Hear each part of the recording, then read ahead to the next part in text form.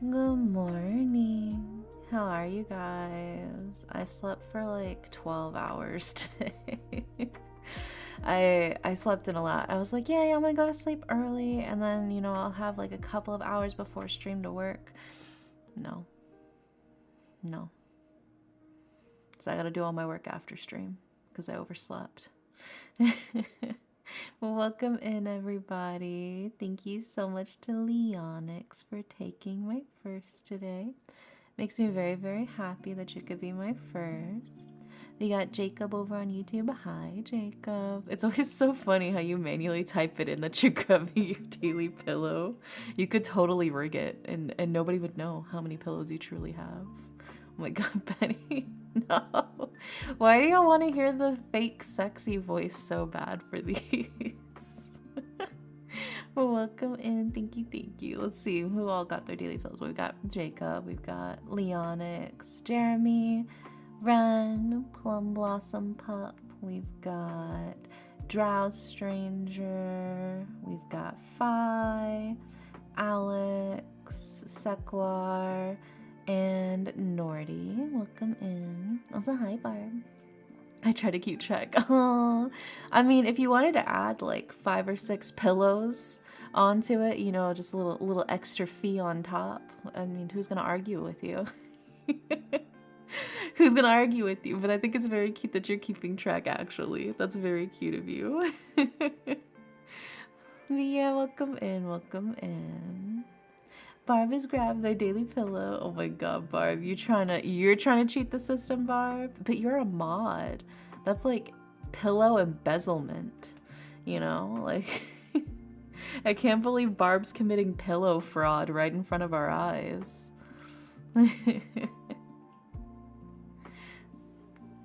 Yay, 24 tarot magic in the air tonight. Yeah. Let's see who we've got in the queue so far for tarot readings today. First up is Plum Blossom Pup with a general reading. Then after that, we've got Leonix with a love reading. Then Benny with a love reading. And then Alex with a relationship reading. Then we've got Drow Stranger with a love reading. Barb with the romance reading. Yeah, look at all of you lining up for that, huh? If it was 10 pillows ago, the fake would have been right. Oh my gosh. Look at you, 79 pillows. Yeah, you were close then. You were actually pretty close.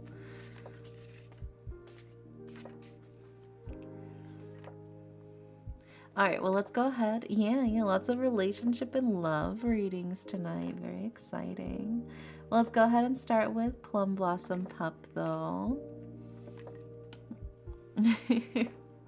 Yeah, we got lots of love. Like I said, whenever it gets colder, people are always looking for somebody to snuggle up against. Though I guess, Barb, you're from you're from Upside Down Land, so it's actually getting hotter over there. Wouldn't you want to keep your distance? Now that it's getting too hot? Well, let's see. We'll start with Plum Blossom. But let's see what Mira has for her general reading.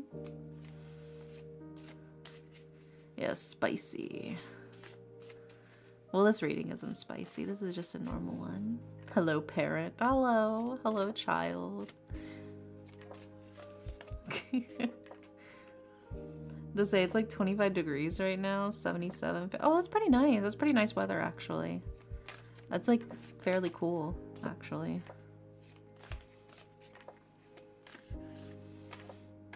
It's only ever like that in like the springtime for me. Well, back in like the south. Now that I live up north, now that's like early summer weather, late summer weather.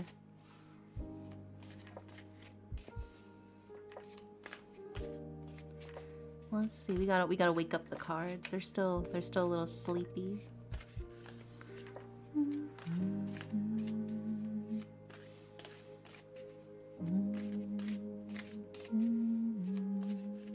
I hope all of y'all have been good today.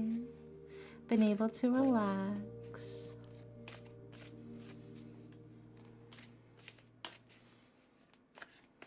It's spring here at the moment. I think last week it was in the early 30s. I'm like 90. Ew. Ew, that's too hot. I don't like that. No, thank you. I'd like to keep the 90-degree weather as far away from me as possible. Thank you very much.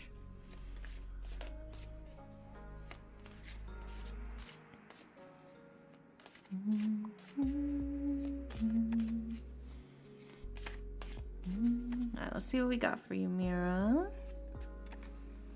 And we do also got to get your oracle card as well, since you're subbed.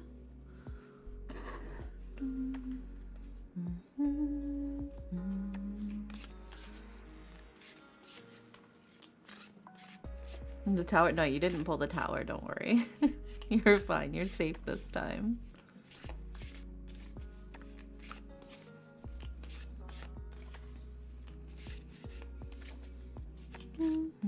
Grass one got 1.1. Oh my gosh. I started a new career. I still need to actually finish it, but I had to, you know, prep for stream, so I put it on pause. But I did crush the competition with my El Condor Pasa. I did an El Condor Pasa run, and not only did she full sweep the Unity Cup, she also full sweeped in the Yore finale.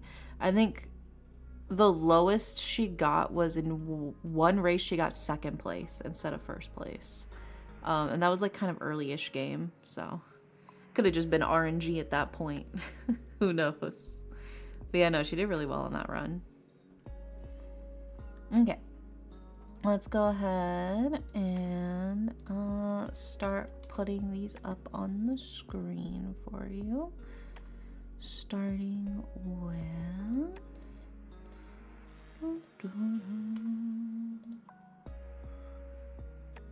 And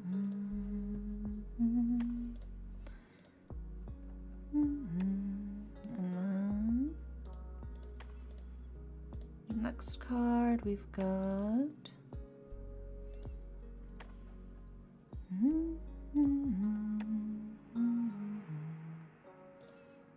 there we go. And then the final card is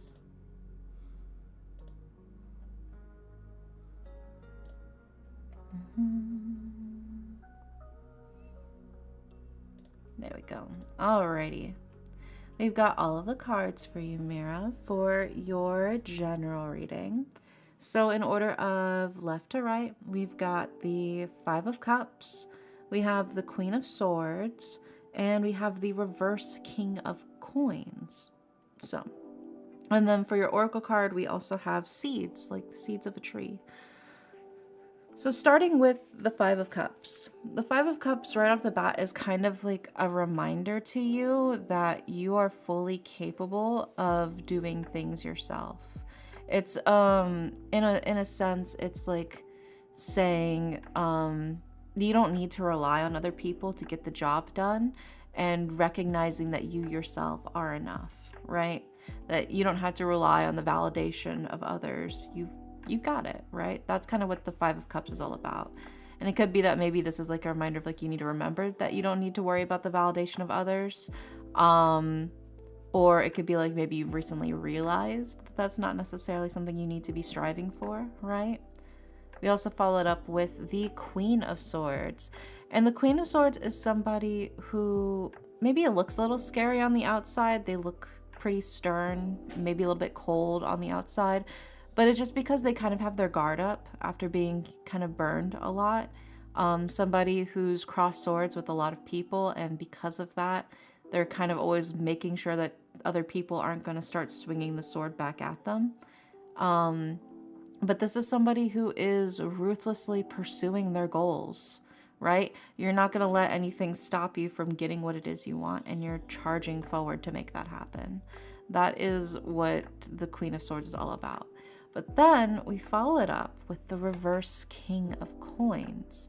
And the reverse King of Coins is like a little bit of like a warning of like, don't let your stubbornness get in your way, right? You tend to have this sense of stubbornness and like rigidity that can make it really difficult for you to adapt when situations don't go a certain way. And the reverse king of coins is kind of like, hey, be careful that you don't fall back into that. Whenever the going gets tough, things aren't always going to go according to plan. And I know that you have goals that you're trying to achieve. You have things you want to do. So don't fall back on, past bad habits of maybe it's giving up, or maybe it's thinking, oh, well, it can't be done because I can't do it this way. It's like, let's not let that rigidity hold us back from actually pursuing the goals that we're looking towards, right? That's sort of what these mean. And then we follow it up with your oracle card, which is Seeds, which is a card of new ideas, hope, and open-mindedness. So again, we're sort of combating that reverse King of Coins in order to help your Queen of Swords charge forward. Right? You can't let that getting stuck in your ways stop you from actually reaching your end goals. And sometimes that means taking inspiration from new places, doing new things, doing things in an unorthodox manner. It's only when you allow yourself to do things differently and be okay with taking a different path than the one that you initially planned, only then can you truly be able to actually reach your own goals and see what you're actually capable of, You're sort of holding yourself back in that sense. But yeah, I hope that helps, Mira. Fingers crossed. There you go.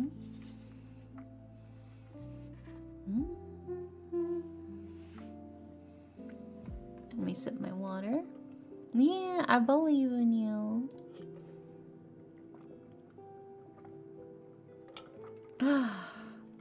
Nice and hydrated.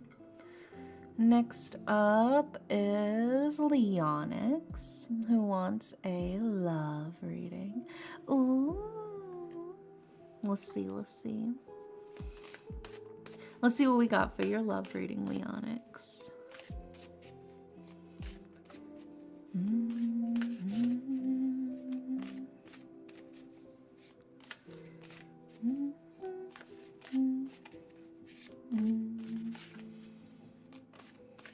But am I here? What is this like existential questioning kind of happening here? You're like, am I truly here? Are any of us really here? Who's to say, really?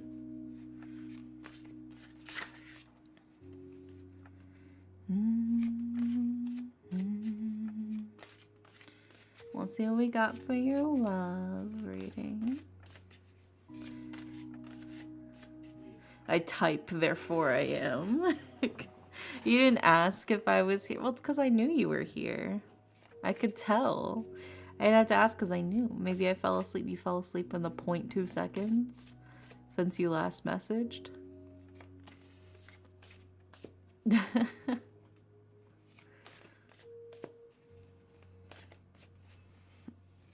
Yep. Wow, so speedy. You're like a speed sleeper.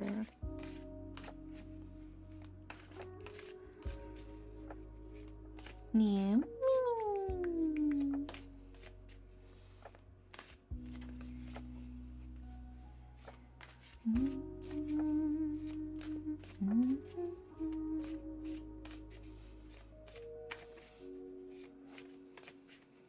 Shirt I saw on TikTok, I now want picture of Socrates. All I know is that Scotty doesn't. Huh? No afternoon naps allowed? No, you can have an afternoon nap. That's totally allowed within the confines of my stream. Why would I ever say that you're not allowed to sleep? Evil sleep magician be like, you're not allowed to sleep. Stay awake during stream. That's like the literal opposite of my brand.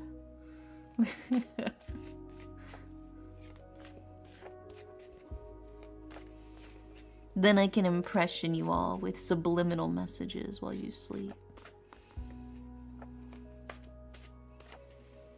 While you're sleeping with the stream open, I'm just over here, I'm whispering, I'm like, you are worthy of love. You want to tier 3 sub to Indie Dere. You want to come to the movie nights that we have every Saturday.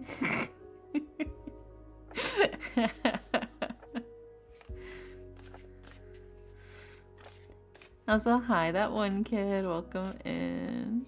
Happy Thursday. Yeah, happy Thursday.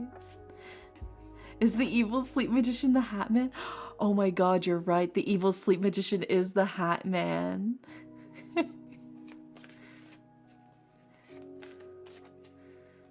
There's movie nights every Saturday. Yeah, in the Discord.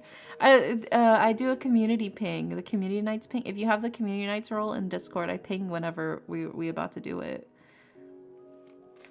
And you guys can suggest what movies we watch too in the Watch Party Suggestions channel as well. Yeah.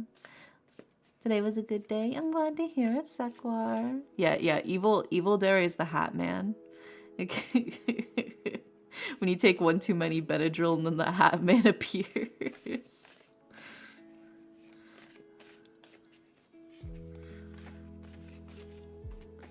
Let's see what we got for your love reading, Leonix. The Hat Man. Yeah, the Hat Man. Everybody knows what happens. You don't know about the Hat Man, Leonix?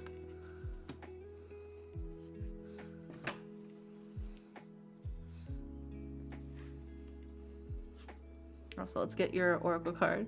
This is not a safe place all of a sudden. Yeah. Oh my god. No. Let me see if I can find. Well, let me pull the oracle card first, and then I'll see if I can find the meme that I'm referencing, and that Jacob is also referencing.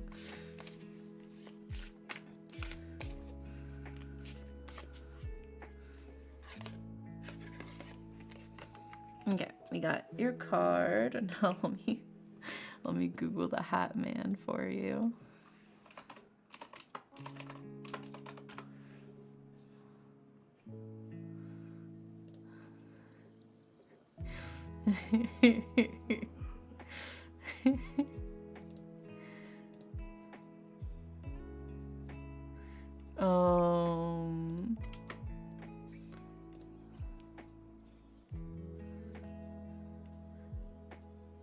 I'm trying to see if I can find like a screenshot of the tweet.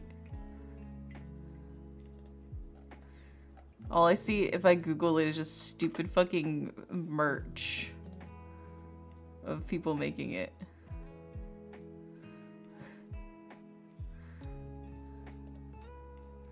Okay, I found the tweet. I'll go ahead and I'll post it in memes in the Discord, Leonix. And then for those of you who also aren't aware of the Hat Man.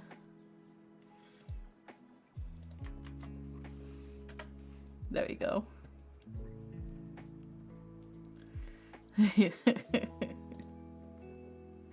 There you go. Now you're all informed. Also, hi, Bulkhead. Welcome in. Welcome in. I'm doing good. How are you? All right, let's go ahead and put these cards up on the screen for you, Leonix. Starting with...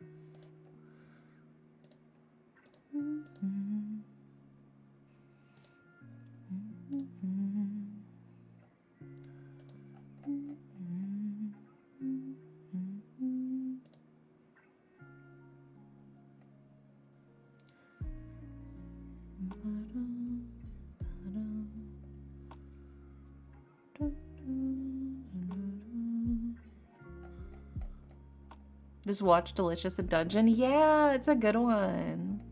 You should watch Campfire Cooking in Another World with My Absurd Skill. The heck? Why is... Yeah, that's the right one. Oh, teehee. I was so confused. I was like, why is that not working? Okay. I'm still a little EBBB, it seems. There we go. Thanks for the rec. Yeah, I know lots of isekai cooking anime. Like there's Restaurant to Another World. There's Isekai Izakaya. There's there's Delicious in Dungeon. There's Campfire Cooking Another World. There's a bunch of them. I'll have to like make like a whole compiled list of like isekai cooking anime. But yeah, I especially love Restaurant to Another World. That's one of my personal favorites as well. But Campfire Cooking, Restaurant to Another World are my two favorites. But Delicious in Dungeon is a really good one as well.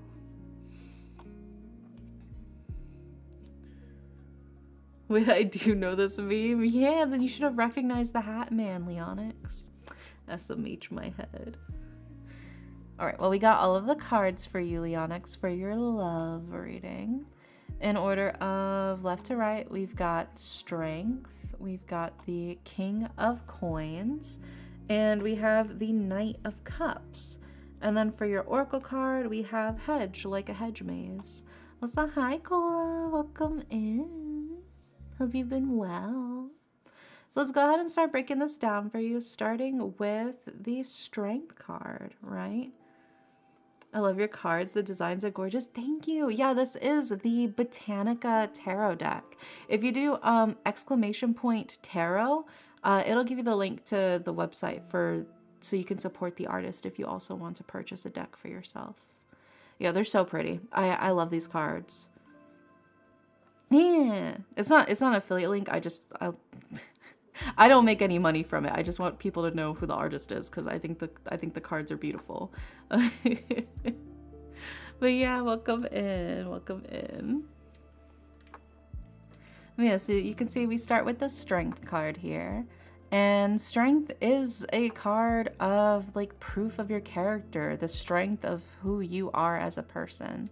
And in this sense, I think this is also sort of like a reassurance card to you. It's kind of like telling you like you're good enough, you're strong enough, you're worthy enough. So don't let kind of what's getting in the way of stopping you from finding what's like right love for you right now make you think that it's because of you, right? The Strength card here is kind of like, hey, it's not a you issue right now, right? You've got plenty of wonderful stuff going on here. You've got lots of wonderful, strong characteristics to you. So don't let it get to you. That's kind of what the Strength card is saying here. And then that feels kind of reiterated as well with like the King of Coins, which is also like you have like this very strong like air of like stability and security and safety. Somebody who has like a lot of experience and knowledge that people can trust to help. So this is kind of saying like these are your strong points. These are your strong points here that you've got going on. So don't stress too much. And then we followed up with the Knight of Cups. And the Knight of Cups is a card of kind of like somebody who's very artistic, very imaginative, very dreamy, but maybe they're a bit too goal-oriented right now. So they have like a specific goal, although they're a hopeless romantic. I'm not sure that they're actively pursuing romance. I don't know. It's interesting. It's like you want love, but then you're not actually doing anything for the sake of going towards that love in a weird sense. It's like you want love to fall into your lap, but I'm not sure you're actively looking to get with anybody, if that makes sense. And that feels kind of reiterated by your Oracle card that I have here, which is Hedge, like the hedge maze, which is a card of like potential, boundaries, but also indecision. You kind of don't know which way to go, what to do. It's like you've got all of the right equipment, but you're not actually reading the manual to start it up and to actually use it. Does that make sense? The cards are like, you're great, you're fine, you got, you know, you got your engine, you got your graphics card, your high-end graphics card, you got your 4K monitor, but you gotta plug that puppy in and actually boot it up, you know? Like you have a wonderful setup, but you're not using it, is kind of like the way it's sort of phrasing it to me. So there's a sense of, I think if you're looking for love, you have to actually pursue love, you know? You have to actually do things for the sake of finding love. I'm fumbling the bag. A little bit. A little bit, yeah. Because the cards are saying, like, you're great, you have all of these wonderful traits to you, but then you're not doing anything with it. It's like you have, like, a golden pen, and then you're not using it to write. Instead, you're, like, using a pencil.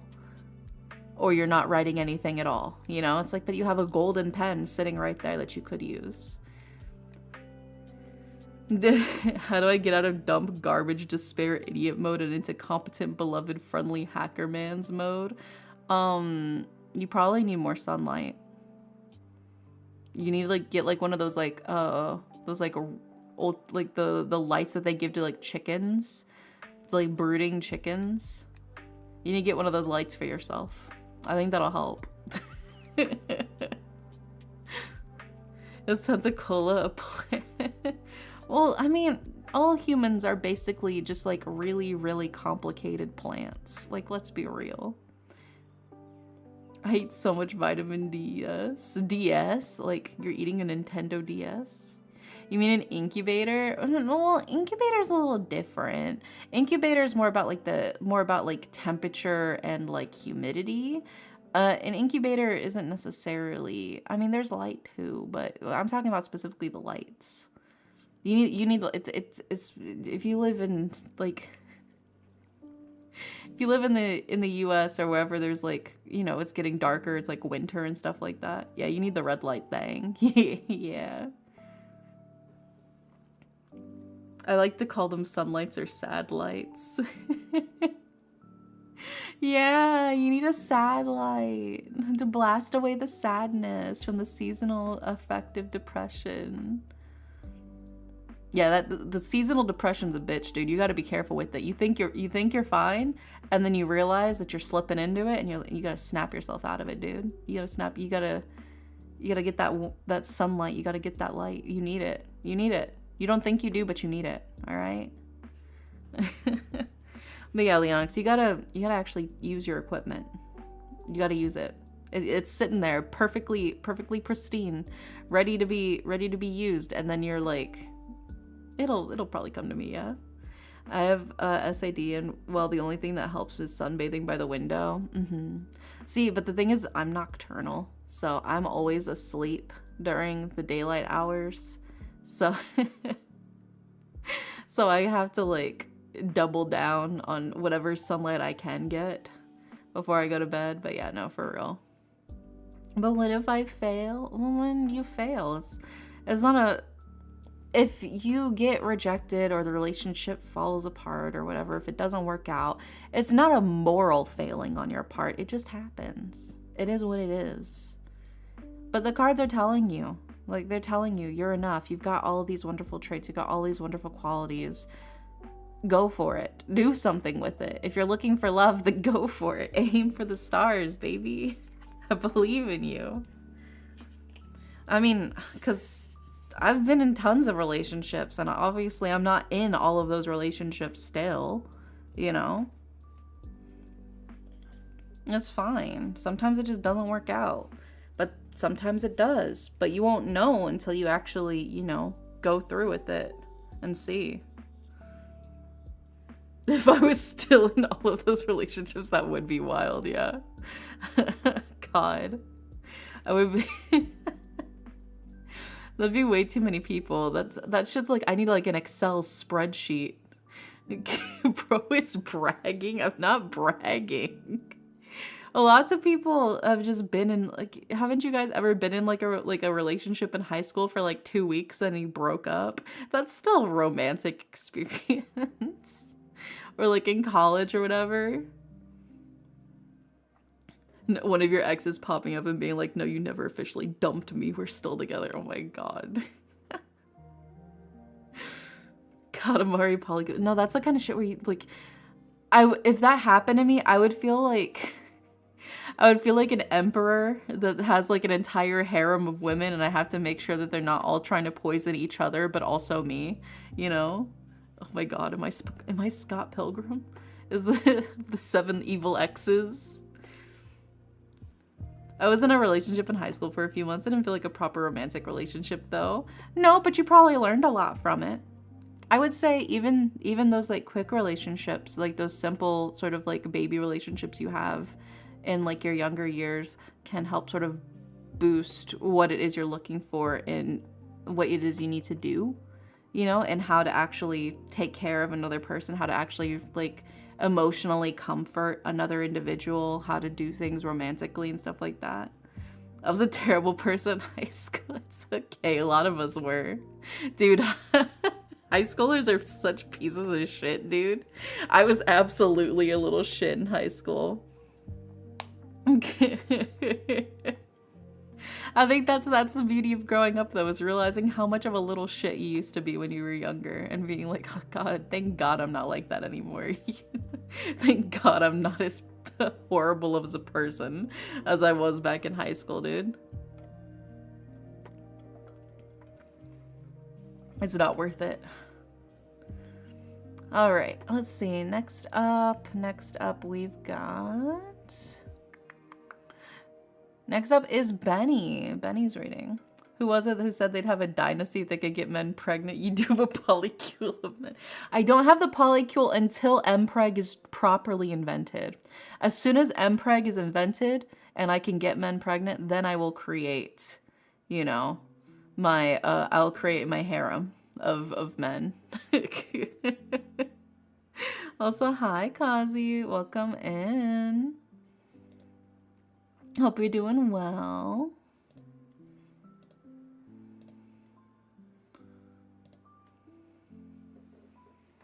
But yeah, let's see here. So next up is Benny, who also wants a love reading. So I hope you learned from that. Leonix. If you want love to fall into your lap, you actually have to, you know, pursue love. That's the first step. What's up? We're all chilling. It's Tarot Thursday, so everybody wants their love readings. And Preg Katamari polycule is such a crazy line, but it's true. It's true. 100%.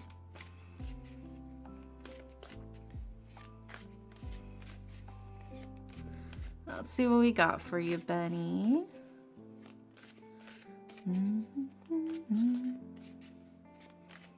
Hopefully this time it won't be as... I remember last week it was pretty brutal. Can I have a love reading? Yeah, the tarot readings, I'm pretty sure we still have spots open. If you do the tarot redeem. Why can't a muscular woman spontaneously appear and pick me up and say you're mine now?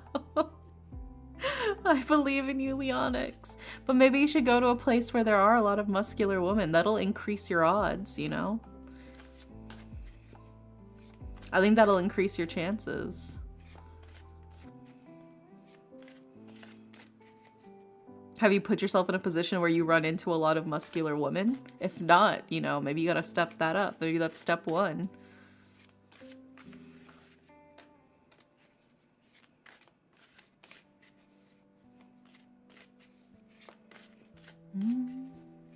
But where? Well, it depends on where you live. I mean, the gym is probably the best place to find muscular women. If you're...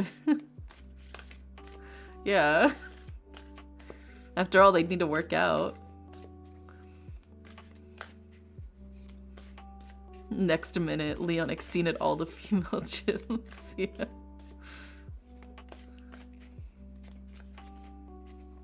Yeah, I mean, where do you think they're getting their muscles from?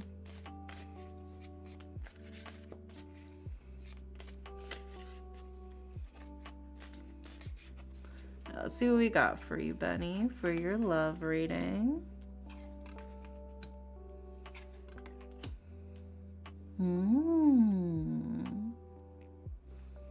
This is an interesting one. Okay, let's also grab your oracle card.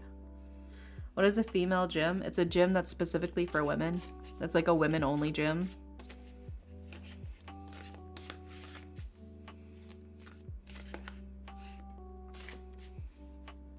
No, see, Leonix, what you gotta do is you gotta walk, like, past the gym right as the women are coming out from their workout, and then that's when you trip and let them catch you.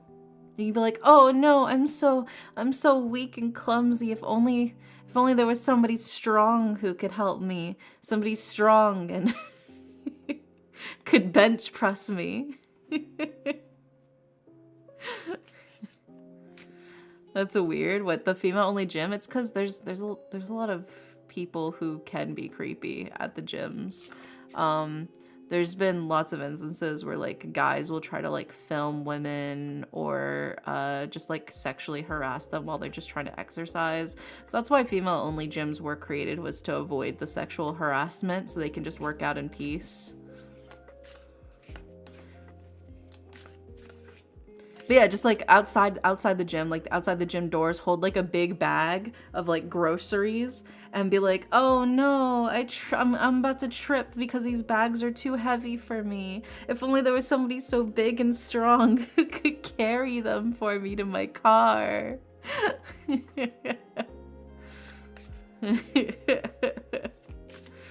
So hi, Sammy, welcome in.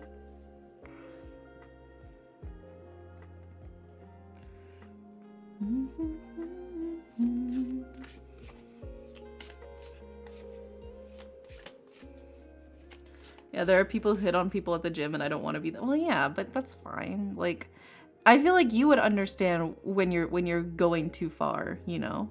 If only a big, strong, buff woman could help me load these groceries. Oh dear, these jugs of milk. Oh, they're really weighing down my weak arms. Oh no. You gotta play it up. You gotta play it up. Oh, if only there was somebody who could open this pickle jar for me. I just can't get it open. Oh, or you could be like your water bottle. Do you guys ever like struggle to like open your water bottle? You know? It's like they fucking super glue the cap onto your water bottle or something. Be like, oh, I'm so thirsty, but I can't open my water bottle. I can't twist the cap off. If only somebody big and strong can open it for me. No? Liars. Liars, I know you've done it once. If I do, I bite the bottom and drink it that— what the fuck? Are you an animal? Are you— What kind of feral ass response is that to not being able to twist the cap off?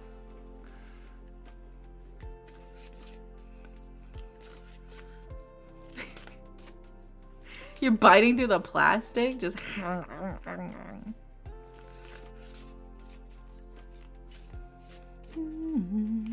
because I'd rather not waste time, but it's a bonding exercise. People love to feel big and strong. And then if they also can't open it, it also validates you too, because then you're like, see, isn't it difficult? And you can bond over the fact that it's hard. So if they are able to open it, you could be like, oh, thank you so much, like you're a lifesaver. But if they also can't open it, then you'd be like, oh my gosh, right? Isn't that so crazy how difficult it is to open, right? So it's either way, it's a bonding experience, all right? To have those bottles of water. Are you taking notes? I hope y'all are taking notes. This is how you flirt. This is how you flirt. Also, cut the top with a knife. What the fuck are you doing, bro? What are you doing? I'm scared to be around you. I think you're gonna bite me.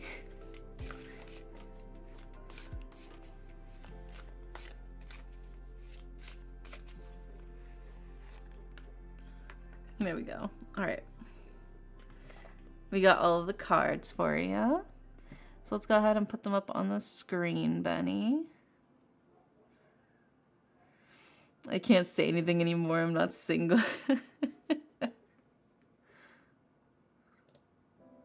right, first card we've got.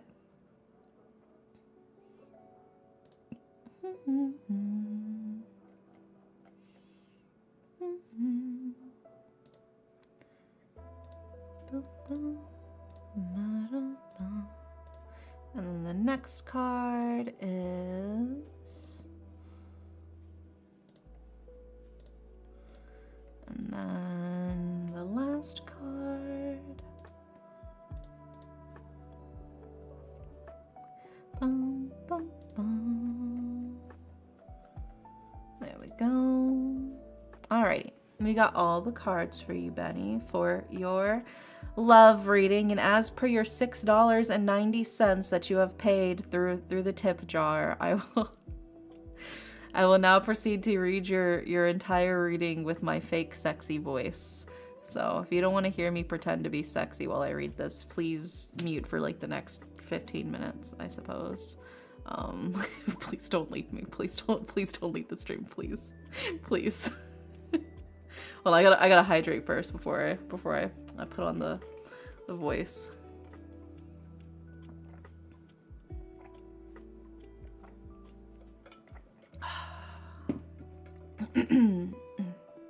Are you listening, Benny? Are you here? Are you locked in?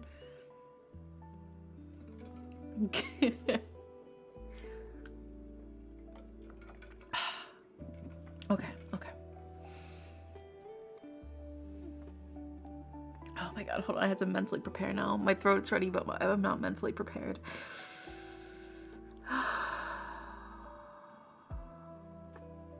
Okay.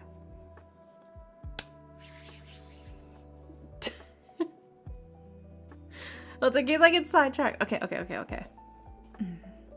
All right, Bunny, we've got your little love reading for you. So in order of left to right for your individual cards, we've got the reverse Knight of Coins, the reverse Five of Wands, but we've also got the Star. Then for your oracle card, we have Rosemary. So let's go ahead and start breaking this down to nice little bits, starting with the Knight of Coins reversed. While the Knight of Coins is very honest, hardworking, and simple, in its reverse state, it can give a sense of stagnation. Maybe you feel like you're not able to quite get it up. It's okay. You don't need to push yourself. You don't need to stress too much, but it feels like maybe you're leaning into a sense of stagnation. And maybe you feel like you can't move forward in ways that you want to. But what's required from you to actually break out of this is actually in the answer to the reverse Five of Wands, which is the idea of fortune favoring the bold, right? You got to be bold. You have to be brave. You have to take a leap of faith, and you'd be surprised that new opportunities arise when you least expect. It's only after the conflict, only after the battle can you truly see the prize that you've conquered and won. You have to believe in your own abilities and break out of the stagnation, you know?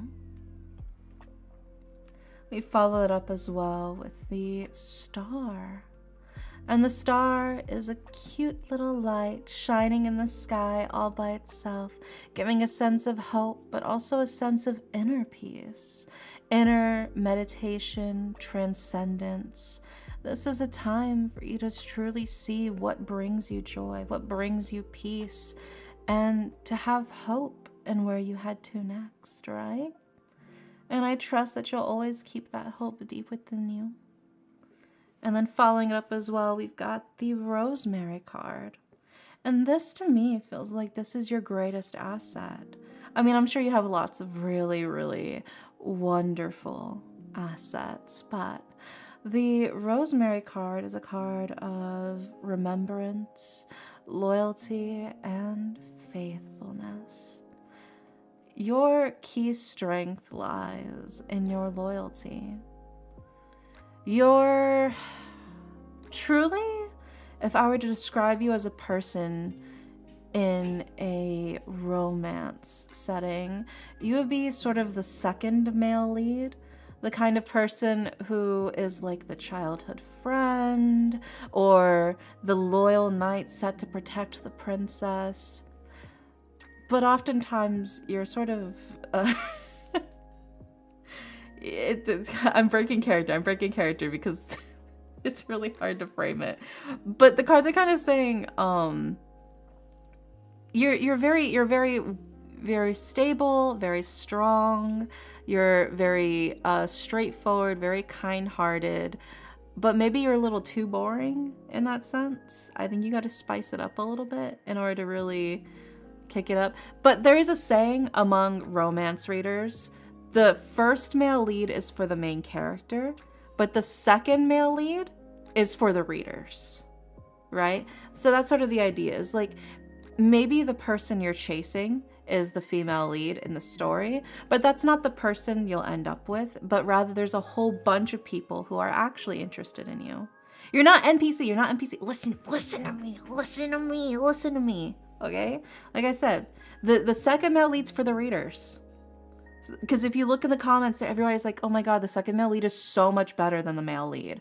Oh my God, the second male lead is just for me. The second male lead is my type, right? The second male lead exists for the audience.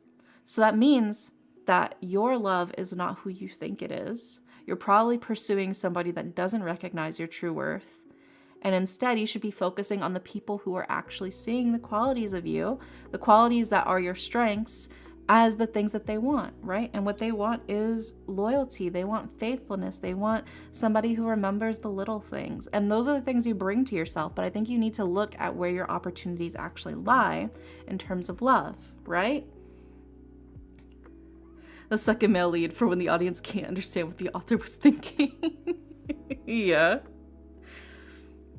But I think that's sort of the key thing here is the cards are kind of saying, you have a certain skill set, you have a certain charm to you, but I think you're using your charm in the wrong direction or towards the wrong person. I would say somebody who's not looking to get with you because they already have their lead, right? So instead, you should be diverting that energy towards the people who recognize what your charm is, right? And the people who are actively looking for somebody who possesses that said charm, right? You're heading in the wrong direction. People are clamoring for you, right? All of the comment sections are filled with, oh my God, I wish the second male lead was real. Oh my goodness.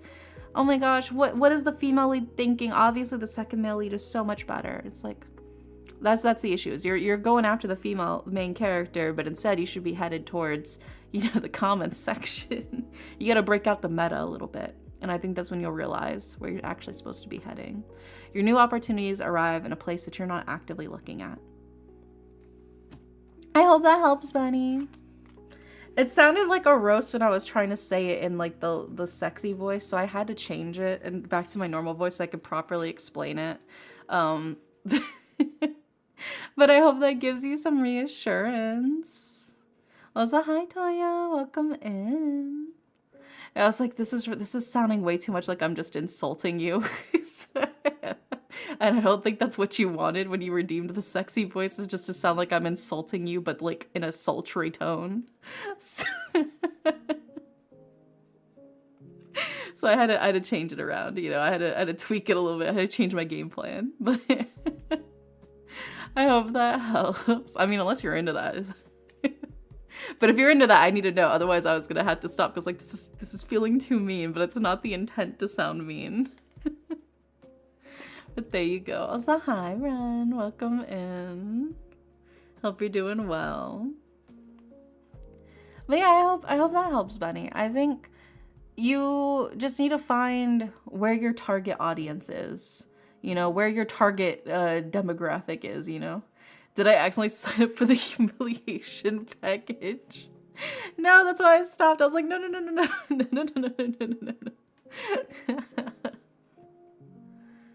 Now the humiliation package, that's extra. That's a premium charge for me to just insult you. I've had that so many times. No. Apparently the cards decided you needed it. Just to snap you out of it, to make you realize what's going on. I was humiliated. Well, that's because you ask the cards every time, and the cards tell you the exact same thing every time, and you'd be like, but let me ask them again, maybe they'll change their mind. And the card's like, I didn't fucking change my mind. I didn't change what I was saying. Listen to me. And you're like, but maybe next week they'll say something different. That's why the cards kept yelling at you.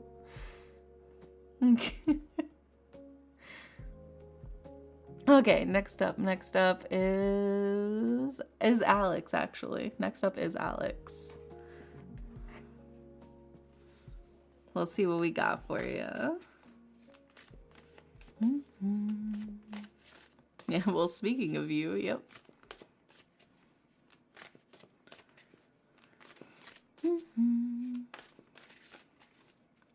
Let's see what we got for your relationship reading.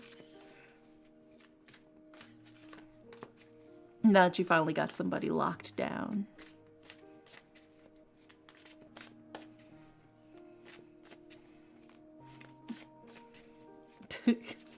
Watch it do a 180 trust.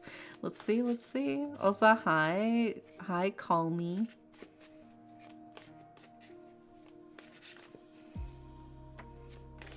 Yeah, Daddy Dere is here.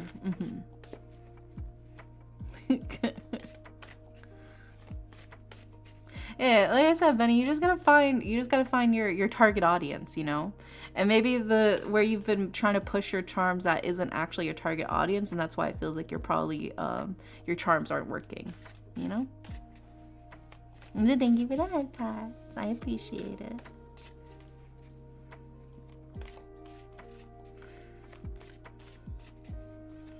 Boom, boom. Let's see what we got for you.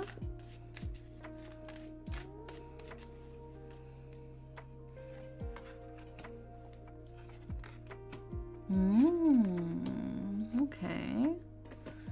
And then let's grab your Oracle card.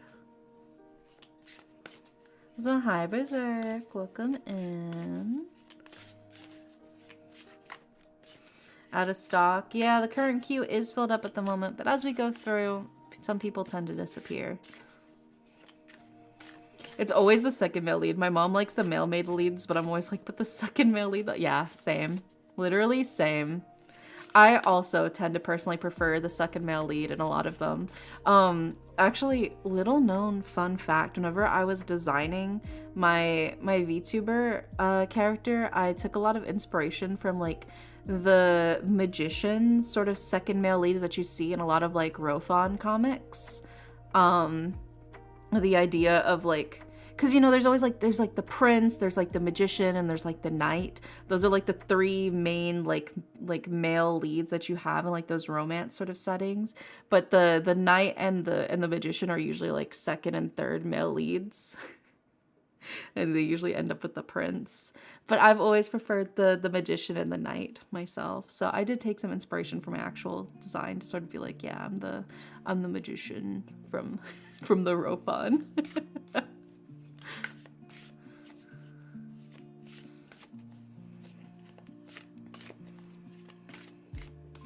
Let's see what we got for your Oracle card. Oh, okay, okay. We got all of the cards for you, so let's put them up on the screen. Starting with...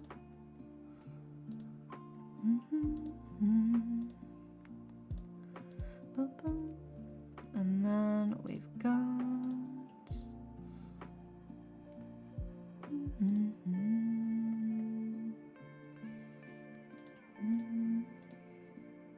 There was one mon where the magician is the male lead with white hair. I don't know if you know. The MC is kind of oblivious lady knight. I think I know which one you're talking about. Maybe. You should send it to me though. Just in case. Because there's definitely a few that I've read where they kind of like initially made it seem like the magician was actually going to be the male lead, but then later on, after he basically helps the female character, then the actual real main lead finally arrives and appears, and then he gets shoved off to the sidelines, and then I pout for like the rest of the novel. So I'm like, what do you mean? Let's see here, and then... Because I hate when they do that bait and switch, where they set you up to think like, oh my gosh, this relationship's so cute, their dynamic is so amazing, and then they introduce the male lead, and then they get completely shoved to the sidelines. I'm like, no, they were my favorite. Bring them back. Let's see here. We've got...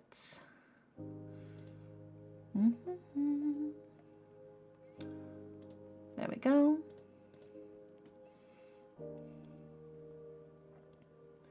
There we go. We got all of the cards for you. So, Alex, for your relationship reading. Oh, me? No. Don't feel bad. Don't feel bad, because those are always like my favorite characters anyway, Benny. And I know a lot of other people feel the same way. So, even if the main character doesn't see your worth, I see your worth. I see your value. I see your charms, all right? So don't worry. Don't worry, okay? All right, so we got all of the cards for you, Alex, for your relationship reading. in order of left to right, we've got the Five of Swords. We have the reverse Ten of Cups. And we have the reverse Queen of Cups. And then for your Oracle card, we have Soil. So let's go ahead and start breaking it down for you, starting with the Five of Swords. The Five of Swords is a card of kind of keeping other people at a distance. It's the sense of like cruelty to others as a means to protect yourself only leads to your own defeat. You can see here the plant is stinging nettle, so it's got that stinging nature as a sense of protection for itself. You know, it's scared to be vulnerable. It's scared to let other people get too close, because then what if they get hurt, right? So I think this is kind of like a, hey, be careful. Maybe it's not necessarily you, but it could be maybe it's an issue that your partner has, is that they have a lot of walls up and they have a hard time letting their guard down, right? And this is kind of be the key thing here if you're in a relationship, is knowing when to be able to let down your guard and be vulnerable and actually share things with the other person. So I think that's probably going to be one of the main issues, is somebody's going to have difficulty, and I think it's probably your partner is probably going to have difficulty kind of opening up about a lot of stuff, because they've probably been burned a lot in the past. They've probably been hurt a lot in the past, and that's going to make it really difficult for them to trust, right? So it's sort of this like kept at a distance so you can't hurt them sort of sense. But then we also followed up with the reverse Ten of Cups. And the reverse Ten of Cups is like, again, the sense of like becoming detached from a person or a situation. In this sense, it feels like it's saying like, give some space, give some breathing room. It can be scary, getting kind of acclimating, getting adjusted, but just rather than trying to forcefully get like bulldoze through the walls to get their guard down, it's better to just give them the space. You gotta treat them like a cat, you know? You can't automatically run up to the cat and try to pick them up, because otherwise the cat's gonna scratch you, right? You have to just sit in the other side of the room and wait for the cat to get used to your presence, and then the cat will naturally come up to you, right? Whenever the cat feels safe and the cat feels ready. Don't stress it, don't push it, don't force it. Just let things happen at a very slow, natural pace. And let your partner come to you, right? Just show that you're a safe space. Show that you're somebody who's there, but you're not gonna push, right? Because it's that pushing that can be really scary. And it feels like right now that they're like, hey, give me some space. I can't be doing all of this right now. I need my safety. I need my comfort. I need my protection. So just be careful that you're not pushing too hard on their boundaries, right? And then following that up as well with the reverse Queen of Cups. The reverse Queen of Cups is somebody who seems sweet, seems charming, but maybe they seem a little bit unreliable at the moment. So I feel like this is kind of saying like, hey, they recognize that you're a very sweet, very kind person, but you haven't earned their trust yet, right? Yes, you're in a relationship, but that's kind of like step one of like gaining that full sense of trust. This is them extending to see if they can trust you in a sense, right? Since you've just gotten together. So just, this is the image that you're trying to change right now, is a sort of like reverse Queen of Cups. It's like, you seem sweet, you seem really nice, you seem great, but I don't fully trust you yet. And we're waiting to see if I can actually trust you. So, like I said, don't push, don't shove through the boundaries, don't try to break through the walls, don't try to break through the barriers. Just be like, hey, I'm here if you need me. I'll always be listening. But like, don't push too hard. And then following with the Oracle card, we have Soil, which is a card of stability and simplicity, right? Keep it simple and just show that you're building a strong foundation for your relationship. I think these cards are, but no, you think, but there are layers to trust. There are a lot of layers to trust. So hi, Anne, welcome in. Thank you for the hydrate. Yeah, I'll sip my water. I'll sippy sip. There are a lot of layers to trust. They're going to start small. They're going to test the waters. They're going to, beep, beep. Can you handle that? What about this? What about that? Okay, well, you could handle that, but I don't know if I can trust you with this quite yet. And some things might seem to you like they're more scary things that would be higher levels of trust versus other stuff, but everybody has their own levels of what they consider deeper trust levels for different things. For some people, they can share their trauma at the drop of a hat, and they could share it with pretty much anybody. And other people, they can't. That's something that's like deeply locked within them. It's kind of different for every individual person on what they consider different access levels for different things that to test for trust. So just give space, give that that strong foundation of like, hey, I'm not gonna push you, but I care about you and I'm here for you, and then they'll come to you, you know. I trust a dog hitting the Gangnam Style with my life. Yeah, I believe in the doggy. They're gonna be so popular. They're gonna be famous. But welcome in, Ham. Hope you're doing well. But yeah, I think the key thing here is like, don't push too hard, and just build up that strength in the relationship. I'll tell you one thing not to trust. I'm listening. Joining a VC and Dairy server past 1 a.m. What do you mean? I do that all the time. We're just chatting. We're just chit-chatting in there, you know? Whenever I'm vibing, I'm hanging in there. I showed Leonix and CJ the video of the TLC's My Husband's Not Gay, because it's about a bunch of Mormon wives whose husbands have said that they experience attraction to men. They're like, but he's not gay though. Yes, he goes on camping trips with only men for the weekend, but like, he's not gay though. Like, yes, if there's a bunch of hot men jogging on the side of the road, he's gonna be looking at them, but like, he's not gay though. Yes, my husband has a fond love of Broadway musicals, but like that, he's not gay though.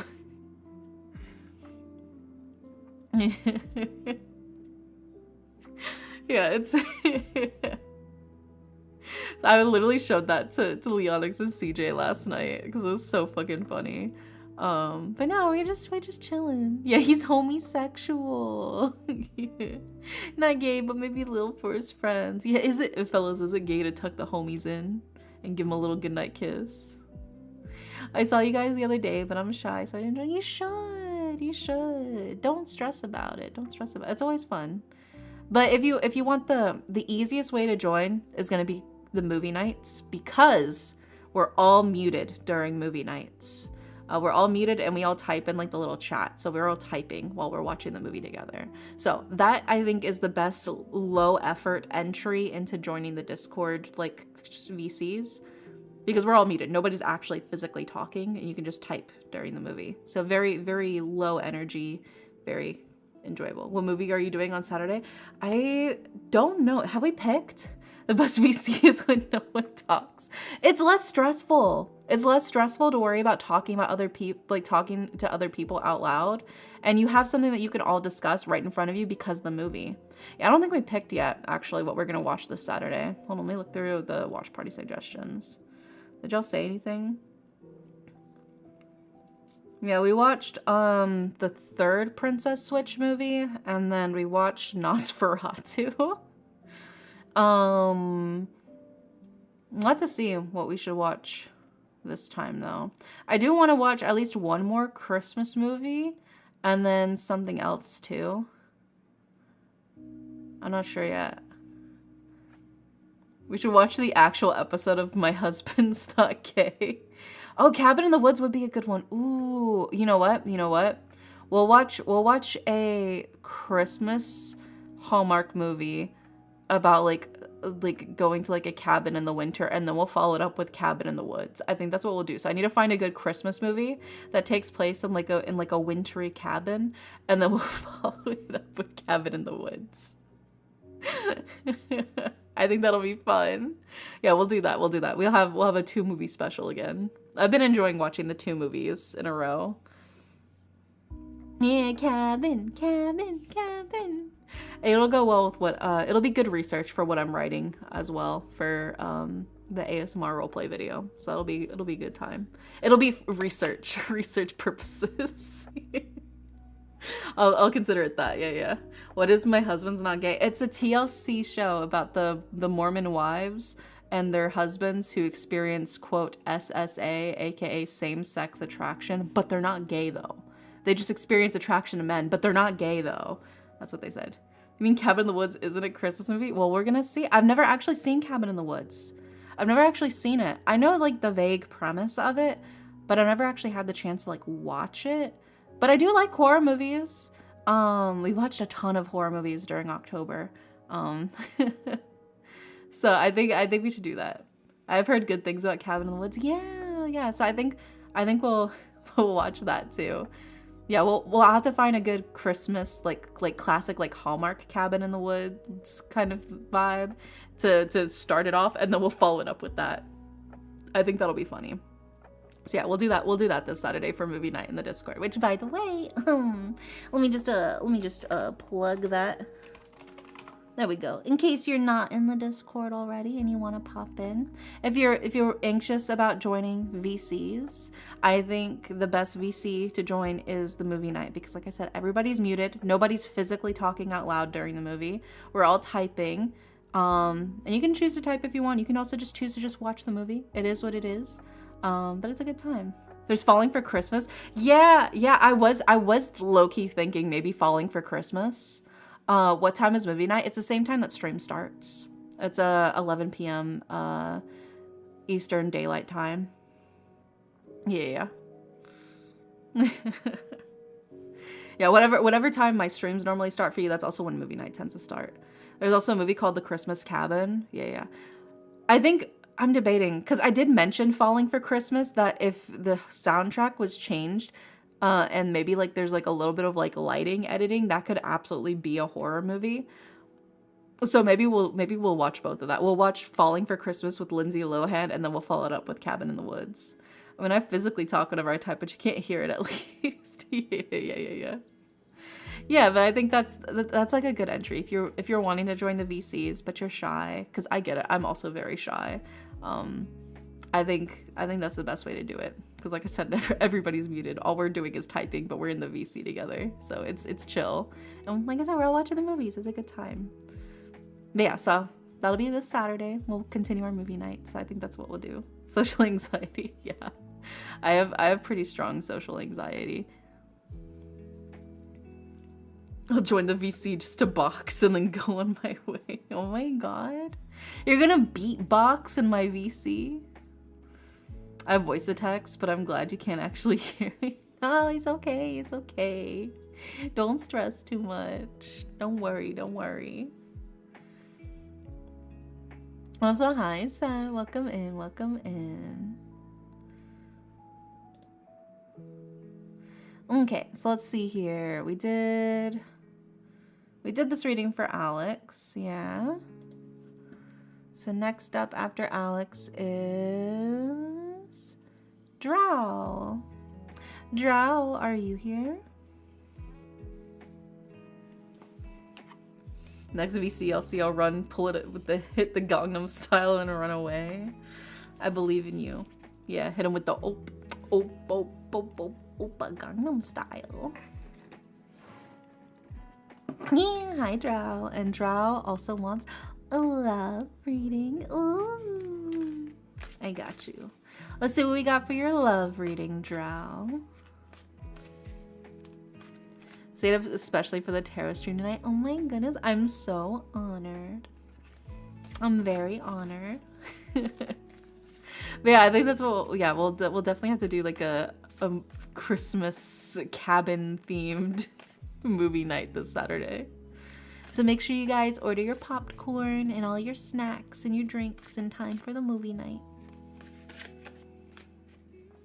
And Nadera is doing the love bug reading for all of us tonight. Yeah, everybody likes to know about love. I think it's fun.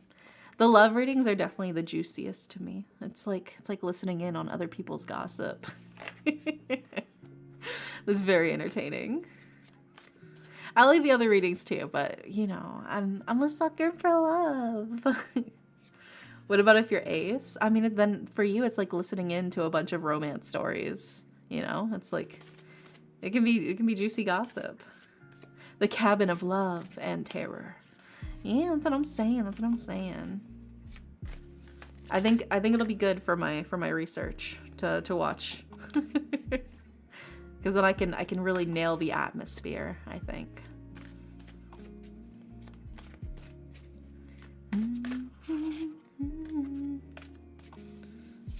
Let's see what we got for Drow's love reading.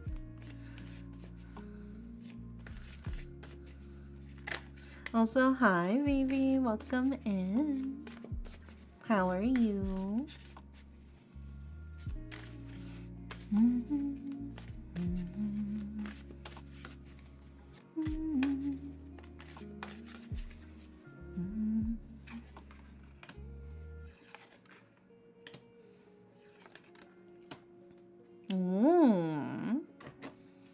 Okay, okay. This is a fun reading here. Let's go ahead and put these up on here. Yeah, Poyo. Yeah, hi, Poyo. Let's see, we've got the first card, which is...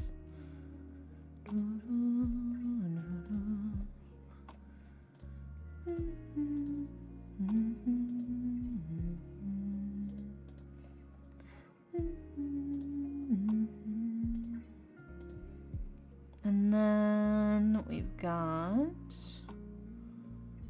the final card, which is... Bam. So first of all three of your cards, Drow, all three of your cards are major arcana, which is fun. That's not very common that all three of your cards will be major arcana. Normally it's only like one, maybe two. So this is, I think, a pretty, like, normally when all the cards are major arcana, it's like, hey, listen to me. I'm an important thing. You should be paying attention to me because I'm a major thing right here. That's what the major arcana cards are. So when all three of them are like that, it's like the reading has got a megaphone, all right? The reading has a megaphone. This is what this is implying. So let's go ahead and start breaking this down for you. In order of left to right, we have the Devil, we have the Hermit, and we have the Chariot. So starting with the Devil.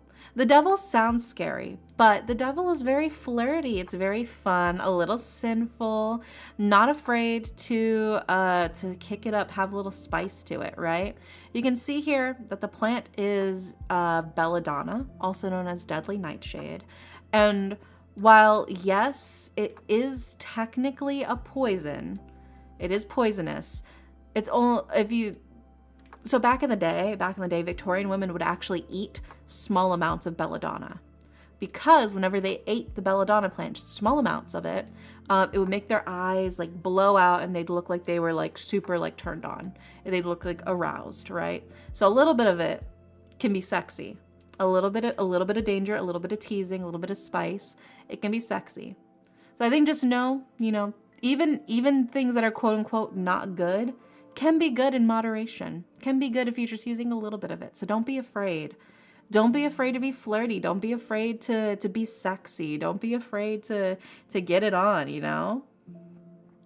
Yeah, they mentioned this in the Silent Witch. Yeah, I mean, so many poisonous plants are also used for good things, right? So many poisons are just medicines in high dosages. And even antidotes to poisons often require the poisonous ingredient itself.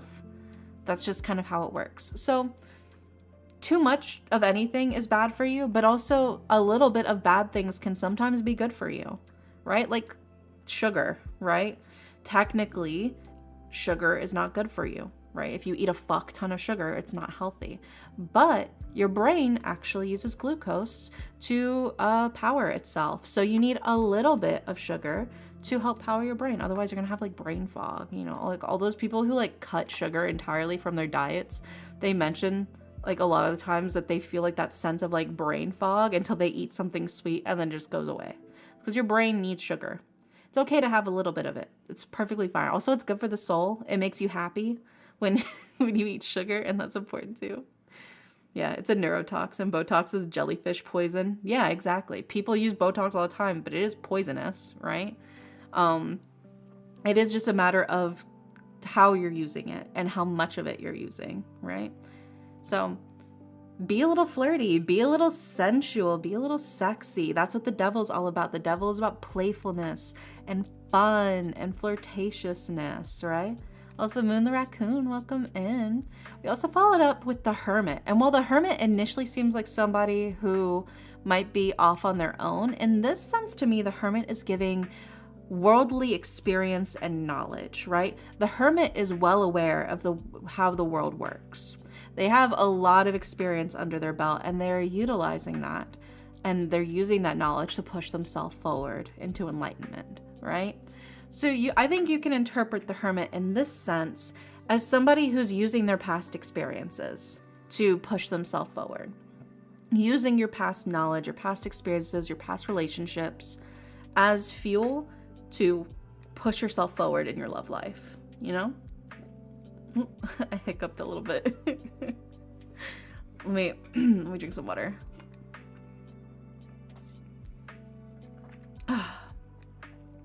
But yeah, so the Hermit here is like, you've got a lot of knowledge, you've got a lot of experience, and I think you should utilize that, right?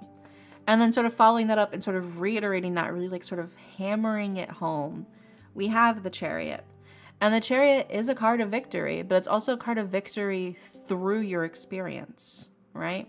It's taking that knowledge, taking all of everything that you've learned, and you're using that to achieve greatness and to finally triumph and to finally succeed, right?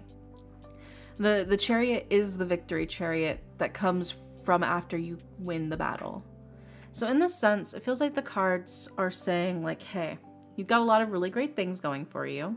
You've got a lot of really wonderful assets. You gotta be flirty with it. You gotta put them on display. You gotta show what you're working with and use your past knowledge to really put it to the test. Because you probably know what you kind of got going for you. You kind of know from the past experiences what worked for you before, what your strong points are. And the Chariot is like, go for it. Use it. Like, it feels like it is a shame. It feels like it is a crime that you are not fully utilizing what you've got, what your assets are, what you're packing, if you will, right? So throw them on out there. Get on that dance floor and start throwing it back. Let's go, right? So, yeah, I think the cards right here are like, be a little fun, be a little flirty. It's okay to be a little crazy. I don't know that much that has worked for me in the past, but you know it hasn't worked. But I think the cards really are saying, like, trust that you've got it. So go for it, right? Be a little crazy. Be a little, like I said, with the Devil card, be a little flirtatious, be a little seductive, be playful with it. Don't stress too much about trying to make things like perfect or like curated or clean or whatever. You can get a little down and dirty with it, essentially. Have fun, put yourself out there, and don't stress as much.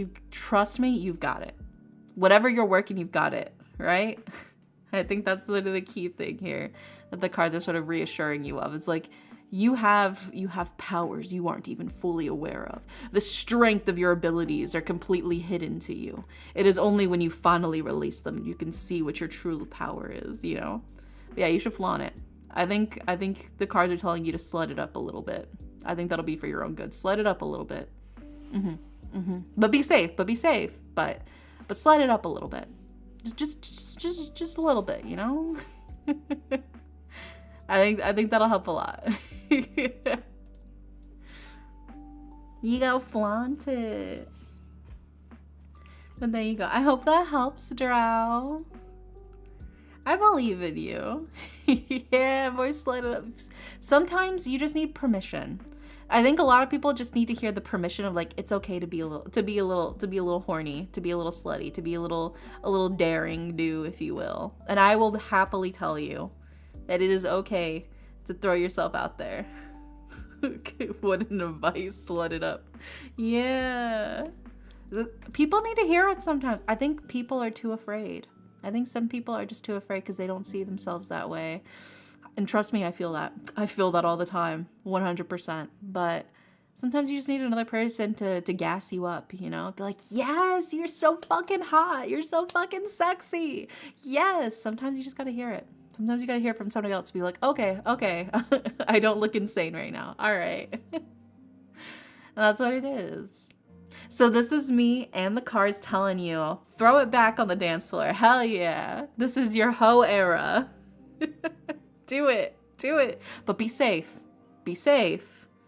But have fun. Like I said, use protection, be safe, all that good stuff. But have fun. But have fun. That's what matters most. But there you go. There you go. Next up, we've got Barb. And Barb wants a romance reading.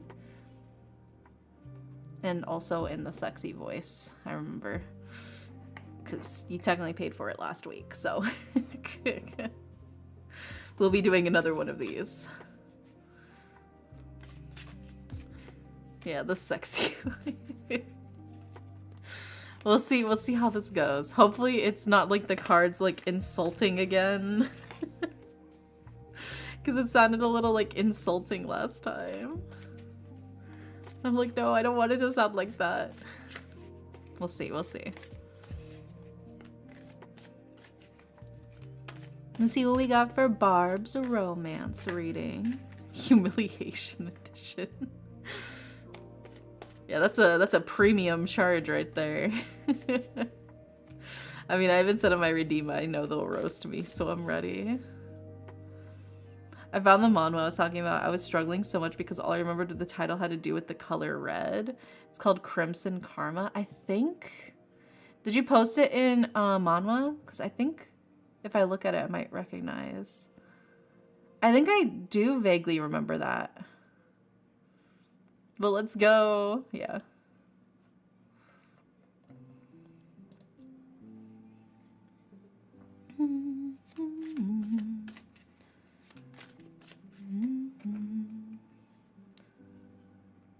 Let's see here.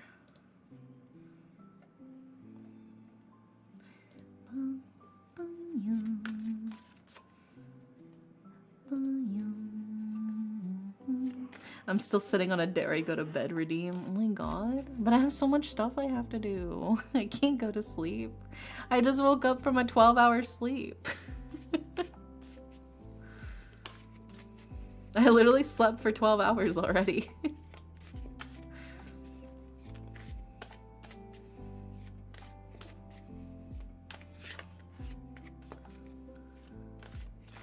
Alright, let's see what we got for you, Barb. For your romance reading.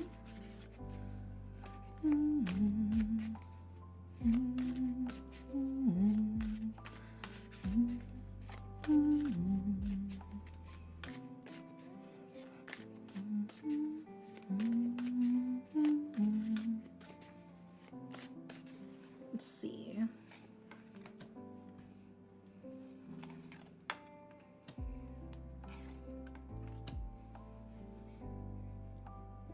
Things have been really tough for you, Barb, haven't they? Things have been really fucking difficult, haven't they? Oof. Oof. Well, let's grab your oracle card. Let's grab your oracle card. Why would you start it like that? You'll understand when I put the cards up on the screen. Then you'll understand what I mean.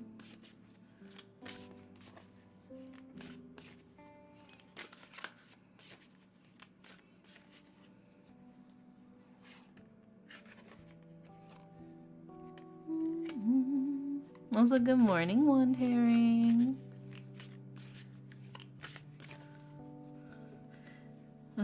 You'll see, Barb. You'll see. You'll see, Barb. You'll see. All right, let me go ahead and put these up on the screen. Now, we're still going to read it in a sexy voice, but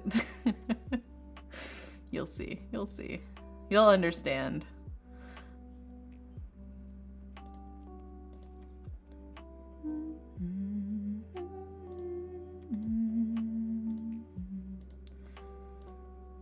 And then we've got this one.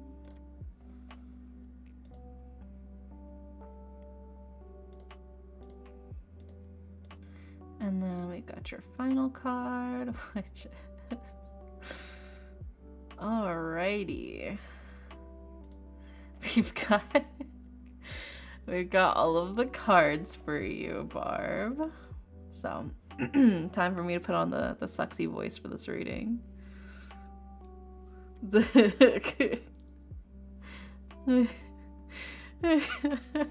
Sorry, it's such an insane lineup of cards to have.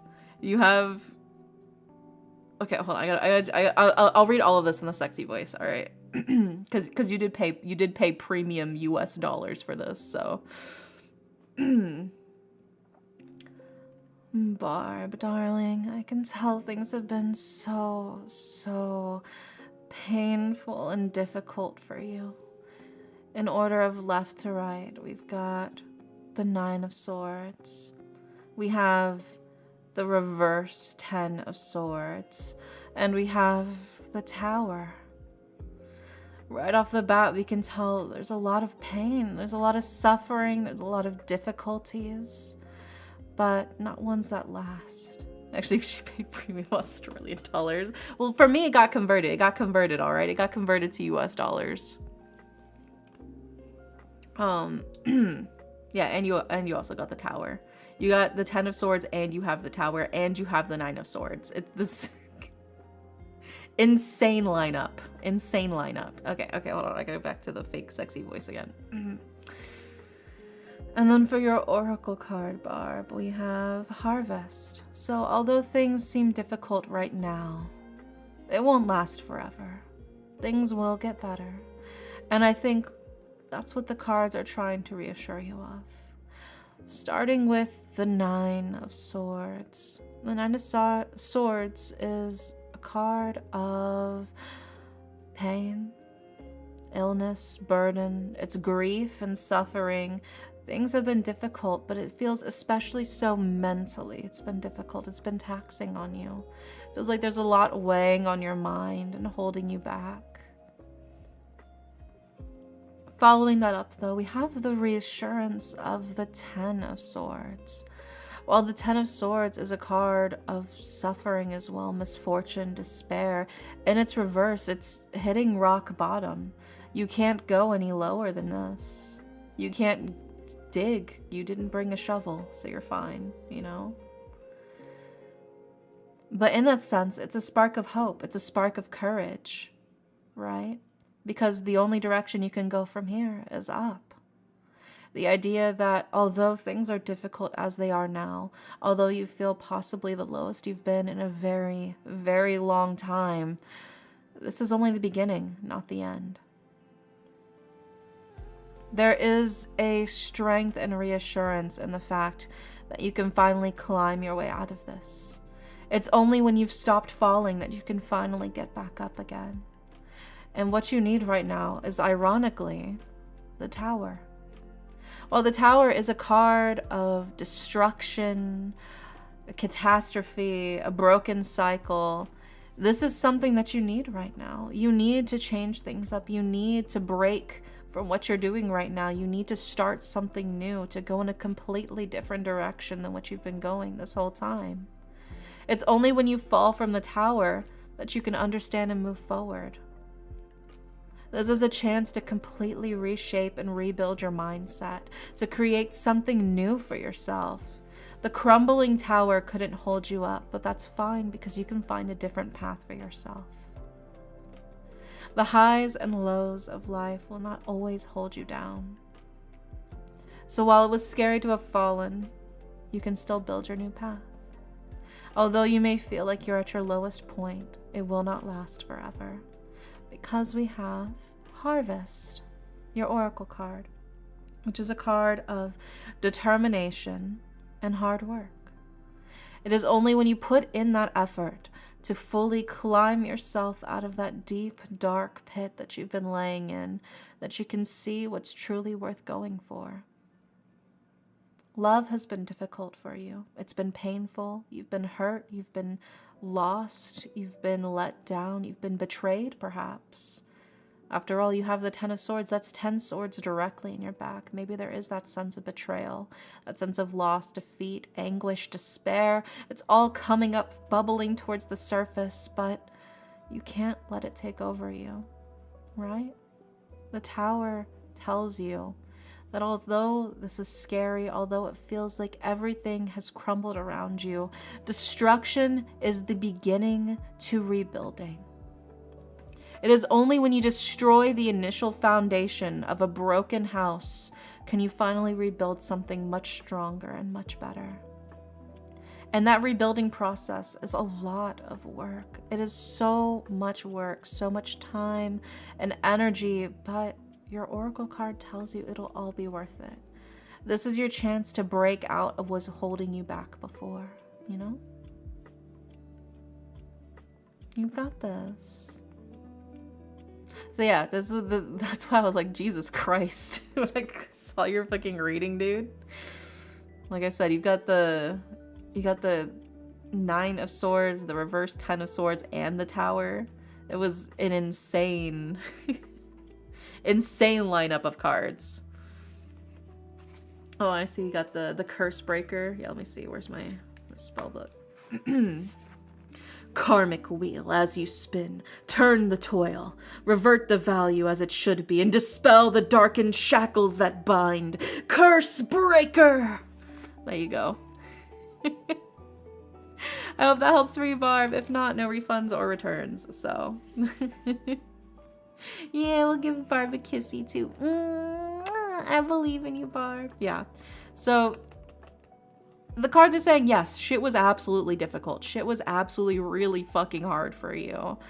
But it won't always be. And in a sense, this is kind of like both a blessing and a curse. Like, yes, this is a very, very low point for you. Yes, this is very difficult for you. Things have been really hard and very painful. But this is also your chance to rebuild something new for yourself. Something completely different. This is the chance for you to actually break out of the cycle that was hurting you in the first place, right? That's kind of what the cards are saying here.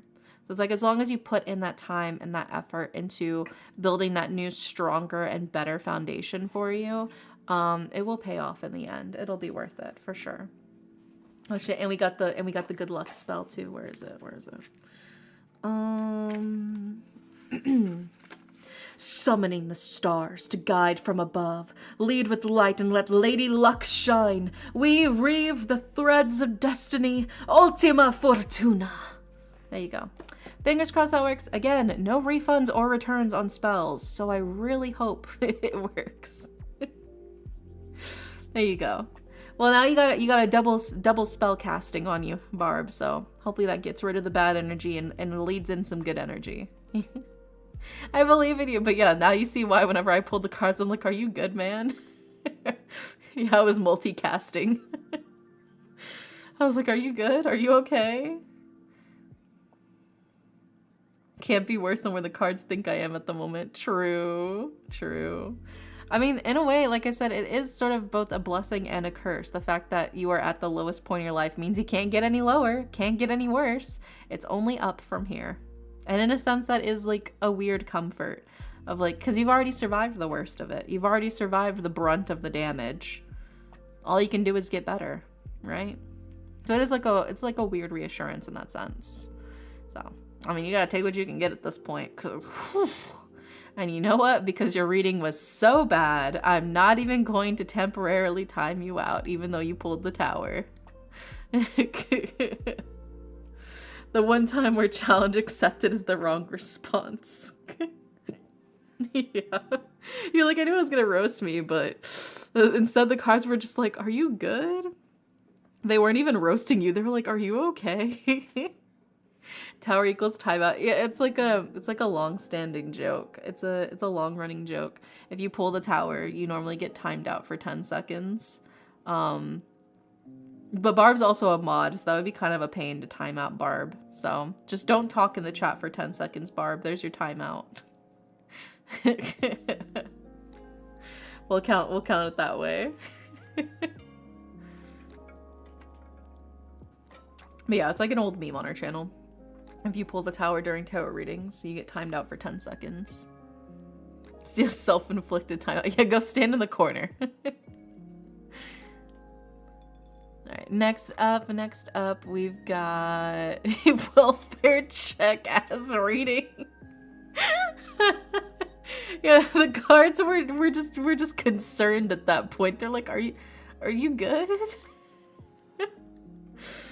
Next up, we've got that one kid, and that one kid says, "Can I get a love reading? Last time I fell asleep." Yeah, I got you.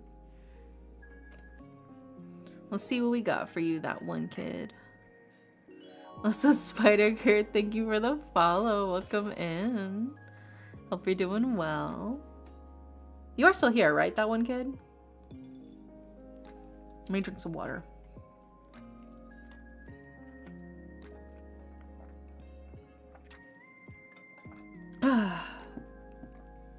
Nice and hydrated. Be awkward if they just fell asleep. Well, hopefully they didn't fall asleep again. Are you here, that one kid? Did you fall asleep again?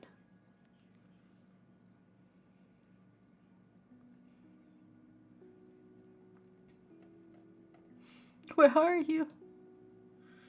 Alright, maybe they did fall asleep again. We'll skip them for now. We'll come back to them. Well, we'll come back to them. Next up is Set. Set, are you here? And Set said, "Hi, Indy, I love you. Give me a love reading."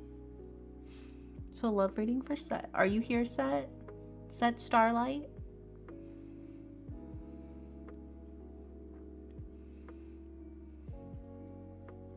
Are you? Or did you also fall asleep? We're speeding through the queue at this point.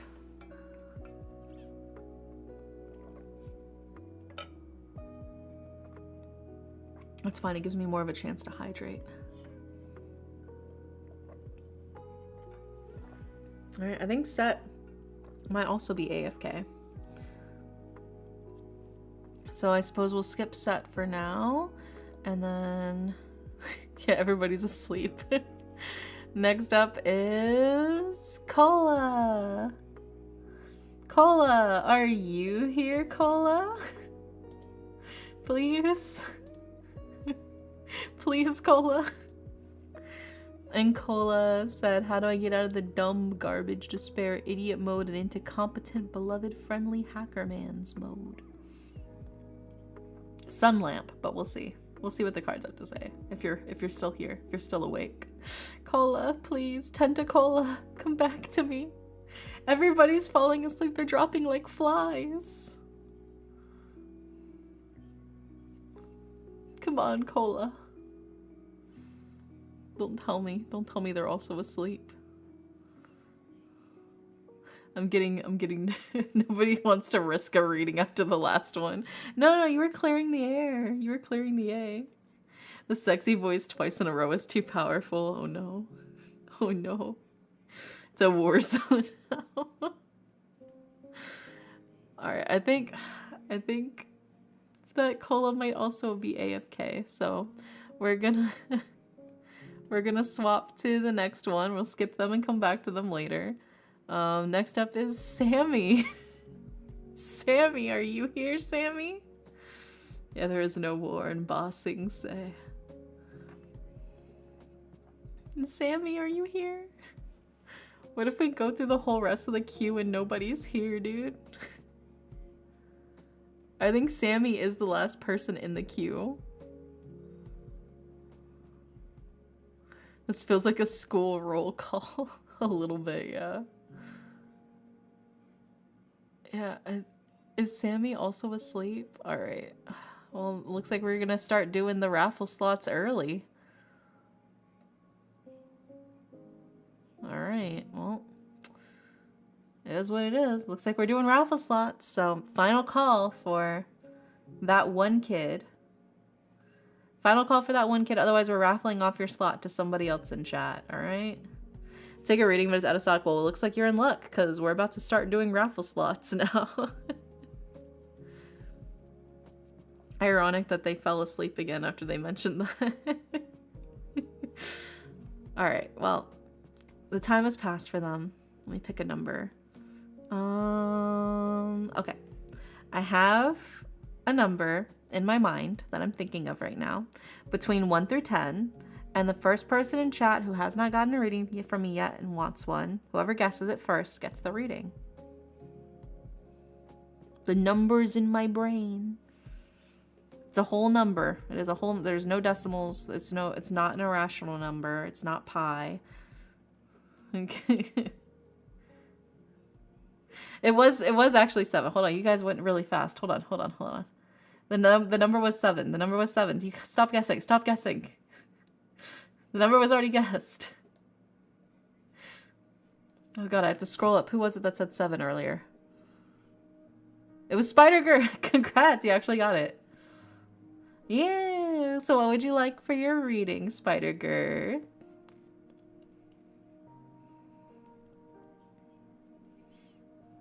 E.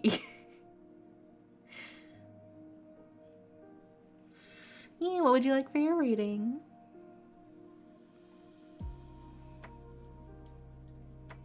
It's okay. I think we'll have multiple slots still after this, even if y'all missed it this time. A love reading? Okay. Let's see what we got for your love reading then.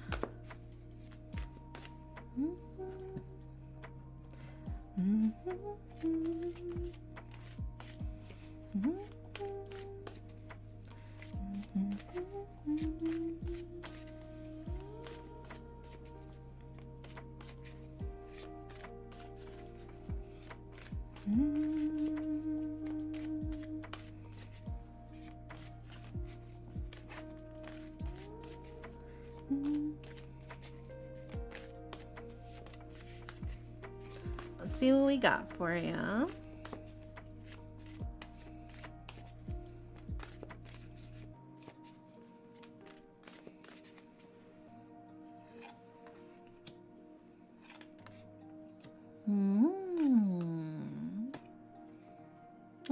Okay. We got all 3 cards for you. So let's put them up on the screen. To be fair, your chill streams are very comfy and cozy, very sleep ASMR. I talk about such random shit. I don't know. I mean, I'm glad that people can feel cozy and fall asleep during the streams, but I'm also just like, how? I go off on such weird ass tangents. I feel like I would wake myself up with the weird shit I talk about. Let's see here. First card is...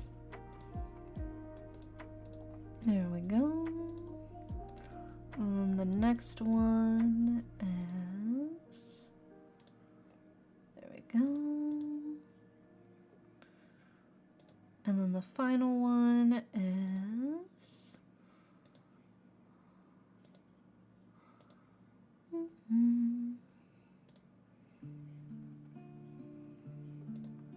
There we go. All right. We've got all of the cards for you, Spider Girth, for your love reading. So in order of left to right, we've got the 10 of Cups, the reverse 5 of Swords, and the reverse 3 of Cups. So let's go ahead and start with the 10 of Cups, right? The 10 of Cups is a card of fantasy. It's pipe dreams, all of the happy fantasies that you're thinking of, you know? So whenever you think of love, this is like all of your romantic desires, your daydreams, if you will. This is sort of what the 10 of Cups sort of represents. It's like all those sweet, mushy, romantic daydreams when you're thinking about like holding hands with somebody. Oh my gosh, you dirty dog, you're thinking of holding hands, aren't you? I see right through you. But regardless, the Ten of Cups is a card of like, you've probably been daydreaming quite a bit about the kind of stuff that you're looking for right now. It's like when you're at a party, people are just talking and you fall asleep on the couch, I suppose. Yeah, I guess that's one way to think about it. And then we follow it up with the reverse Five of Swords. And the reverse Five of Swords is a card of, this is a chance for you to fix things. This is a chance for you to turn the tables. It's not too late, right? The bridge isn't fully burned yet. You can still put out the fire, right? So this is a card of like, don't be afraid of the failure, right? Of the fact that you could mess it up even more. It's already kind of starting to burn, but this is your chance to fix it, right? It's not over yet. Don't pull out all the stops to throw out the tile. Don't put in quits yet. You can still save this. You can still salvage this. You can still keep moving forward, right? It's not over yet. So don't let it be over yet, right? That's what the reverse Five of Swords is all about. It's like, don't give up. You can still fix this. You can still do this. This is still fixable. This is still repairable, right? And then following it up with the reverse Three of Cups. And the reverse Three of Cups is a card of success without satisfaction. It's like, technically you're winning, but you don't feel like you're winning. You're doing everything right, quote unquote, but it doesn't feel like you're actually having a good time. And to me, this feels like you're locking yourself into a situation, but it's not one you're happy with. And maybe things have kind of been falling apart. I feel like the way I'm personally reading this, I'm not sure if this is actually the case or not, but to me, this feels almost like when you're in a relationship, but you're kind of losing interest in your partner. And maybe you feel like you're growing apart kind of situation, or maybe you feel like you're drifting apart, even though you're technically in a relationship. And maybe you're starting to dream of things that you could have had before. And maybe you're starting to look towards other people or looking at outside sources, but maybe you feel like maybe you shouldn't. To me, this, I don't know if this is the case. I'm just spitballing things of like different ideas, different vibes, throwing spaghetti at the wall. But this kind of feels like you're thinking about maybe looking to go with somebody else. Like you're in a relationship right now, and maybe you're looking to cheat or something. I don't know. I'm not saying that you are. I'm not saying that you are. But that's kind of the vibes I get from this. Is like you're looking for like a new like romantic desire, fantasy kind of vibe, because maybe you're not feeling that spark anymore with the person that you're currently with. That's kind of how it feels right now. But the reverse Five of Swords is like, hey, before you do anything, because you haven't done anything. You haven't done anything. It hasn't happened, right? You haven't done anything. The Five of Swords in reverse is like, hey, before you do anything crazy like that, you can still fix this relationship. You can still do things to repair what's happening. This sense of drifting apart, falling out of love, going further away from each other. The reverse Five of Swords is like, this relationship isn't over. You can still salvage things. You can still fix things. You can still make this better. You can still make this stronger, right?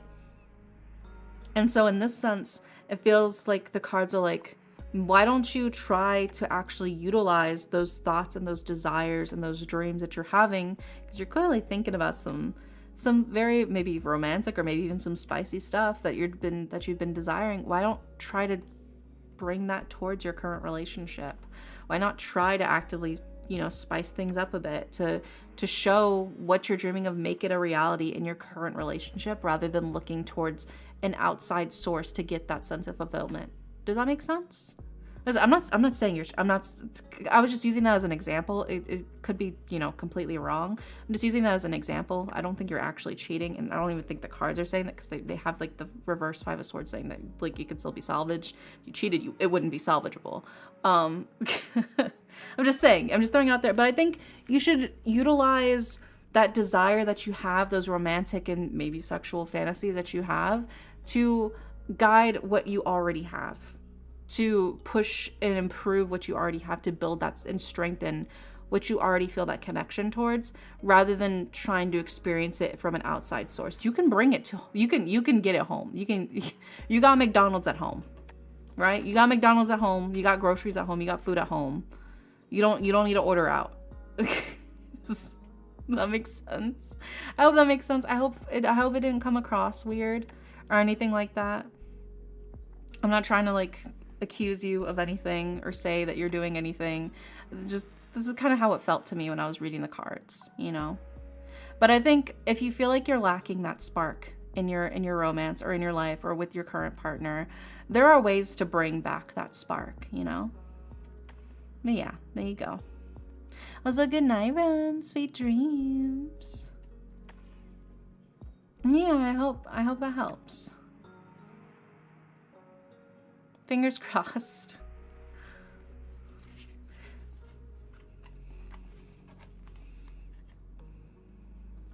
I just kind of, like I said, that's kind of how I was like interpreting it. All right, next up, we've got final call for Set Starlight. Are you here, Set? Are you back? Otherwise, we're giving away your reading to somebody else. So speak now or forever hold your peace.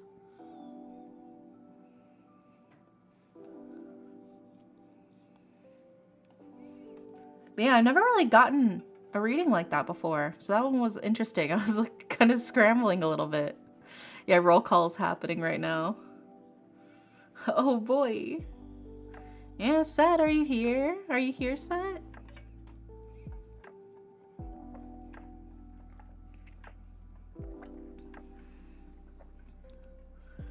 Alright, I think Set might have also disappeared. So, for those of you in chat who have not gotten a reading yet from me today, and you would like one, I am thinking of a number between 1 through 10, and the first person to guess the number can get the reading.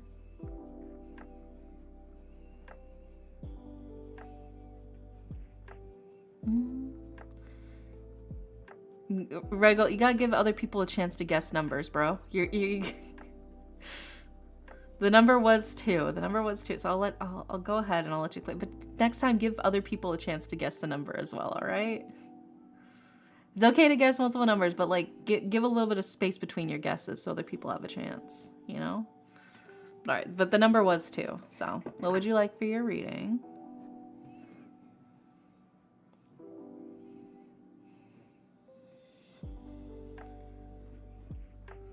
If I guessed, I would have been right again. Hey, sounds like a good sense of intuition. You want a web reading? Okay. Yeah, try to give like, I don't know, like 3 seconds in between each guess, just so everybody has a chance, you know, to throw out their number guesses.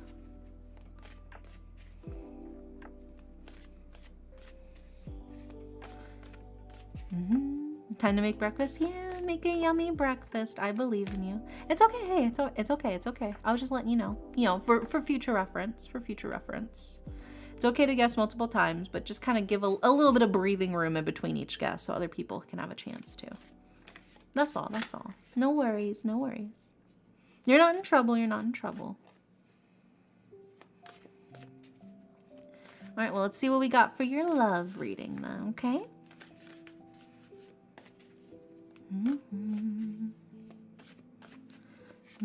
You did make hot chocolate today? Yeah. I'll probably have hot chocolate after stream. I had coffee earlier, so sometimes I like to combine them. I'll put in like the coffee in my hot cocoa, or I'll use like my hot cocoa as like creamer essentially in my coffee, and it basically makes like a mocha, which is yummy. But then I feel like I can't have a separate coffee and a separate cocoa. 11, 18. I'm really awful these numbers. Cute. Yeah. So silly. But since I had my coffee separately this time, that means I can have a hot cocoa separately. So that means I can have 2 drinks. Sounds yummy. Yeah. Oh my god. Dude, I have like peak way of making hot cocoa right now. So I get like my electric kettle, and I get the water to start boiling, and while I'm doing that, I get the hot cocoa powder, I dump it into my mug, right? But then I get coffee creamer from my fridge, and I put a little bit of coffee creamer in with the cocoa mix, and I stir it to make it into like a paste, right? Into like a thin-ish paste, right? It's like a sauce consistency, really. But then by doing that, you're sort of getting all of those like lumps of cocoa powder fully incorporated and mixed into like the goo at the bottom of your mug. So then whenever you add in the water, and after it's like heated up, it fully dissolves in. There's no lumps of dry cocoa. And it's very yummy. What cocoa brand do you use? I have the Swiss Miss, the milk chocolate. Sometimes if I'm feeling freaky, I get the milk chocolate with the marshmallows. Though if I'm feeling extra freaky, I do like the Lando Lakes, the different flavors of cocoa that they have. You know, like they have like the hazelnut cocoa and like the fancy ones. So sometimes I'll get those, but normally if I'm just buying like a fuck ton of hot cocoa, then I get the Swiss Miss because it's really cheap. Did I miss my slot? Yes, you did. We already raffled off your slot set. I called you twice. I called you the first time, you didn't respond. And then we went around, we did a raffle slot for somebody else. We came back, I called you for your final call, and you didn't answer again, so we raffled off your slot. Yeah. You missed both times I called for you. SMH my head.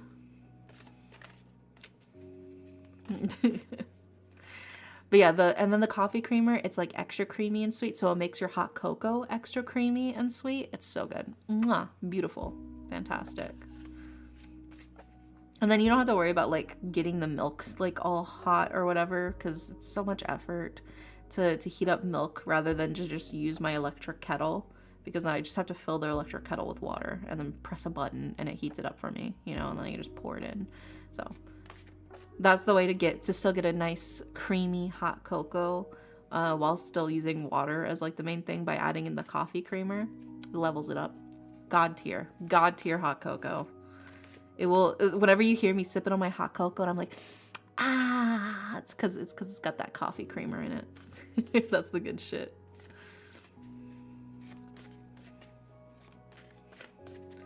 Let's see what we got for you. Red Go Light for your love reading.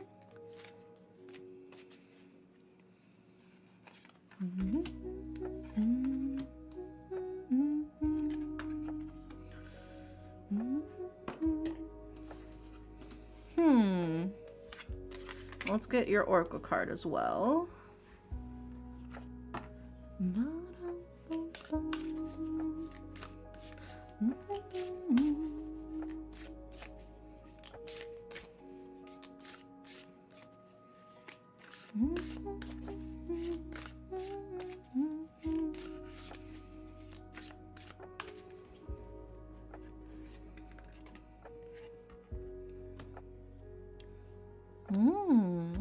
Okay.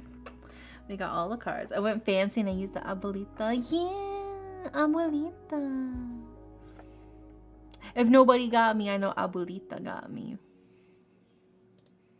Let's go ahead and put these cards up on the screen for you, for your love reading. Starting with...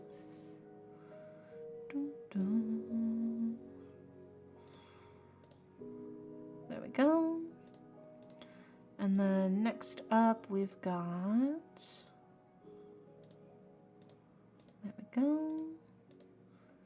And then the final card is... There we go. Alrighty. So, an interesting reading. In order of left to right for your love reading, Red Go Light, we've got the 10 of Coins. We have the 4 of Wands. And we have the 3 of Swords. Then for your Oracle card, we have Rain. Like a rainy day. So, let's go ahead and start breaking this down for you, starting with the 10 of Coins. The 10 of Coins is a card of security, stability, and money. It's 10 coins, it's 10 money. You're not stressing too much about that. It feels like you're working hard to set yourself up for that sense of stability, both mentally, but also maybe like physically, right? So it feels like you are definitely trying to find that. And that feels sort of amplified as well by that Four of Wands, which is also a card of stability, but also like a card of like harmony within the household, finding your sense of harmony within yourself and within your house, trying to keep the pests at bay, trying to keep yourself going, trying to get everything sort of situated, getting everything sort of in order for yourself, it feels like. So there is like this sense of like, it feels like you're very much focused on you, getting everything set up, getting everything right, getting yourself prepared for the future so you can have a nice home to come home to. You can have everything sort of set up for yourself, keeping all of the pests away, getting everything prepared to just have it comfy. You're trying to level up your sense of comfort for yourself. And that feels very much shown in both the Ten of Coins and the Four of Wands. You're trying to focus on getting everything right and getting everything comfortable, getting everything set up. You're preparing for your future is essentially what this is, right? And then we follow that up with the Three of Swords. And the Three of Swords is a card of heartbreak. It's a card of pain. Usually it is a relationship that is broken or ending. It's the end of a relationship. It's not super great. So I think maybe because you're focusing so much on trying to get everything right now and you're trying to get everything set up and prepared, it does feel like that's sort of going to be a stress point for somebody who may not realize that's what you're trying to do right now. You know, maybe you feel like, I don't know if you're currently in a relationship or if you're just looking for one at the moment, but I think it's going to probably end in some heartbreak at the moment. It's going to be difficult. It is definitely going to be difficult, I think, to find the love that you're currently looking for because you're kind of focused on the future rather than like on the present, which isn't necessarily a bad thing. Losing the plot of what makes a relationship work. I think it's less that and more there's going to be people that you're going to be finding that maybe you'll be interested in and maybe they'll be interested in you, but what they want is something that's like right now and in the present, and I'm not sure if you can fully give that to them at the moment because you're so focused on preparing for the future that you're not really looking at the present right now, you know? It can definitely be a stress point as well if, you know, you're kind of struggling at the moment because you're saving up for the future. If you can't do a lot of the things that some people, it's going to be difficult. I think it's going to be especially difficult for you right now to find love at this moment, but it'll be easier for you later on. So I'd say be prepared that there's definitely going to be some hardships in love if you find somebody at the moment because they might not fully understand. They might not be able to keep up with what you're kind of planning at the moment. Yeah, so it's gonna be difficult at the right now to try to find love. I think whatever love you find right at this very moment, it's definitely going to be going through a trial. I don't know if it's going to last, but it's definitely going to be hard. It's definitely going to be difficult. So you can definitely wait until things have settled down. That would be my suggestion, is to kind of wait until things have really settled down for you before you start looking for love at the moment. Because it's going to be really hard. But also, I believe in you. You can totally save up for HRT. You got this. You got this. You can become the babe that I believe that you can be.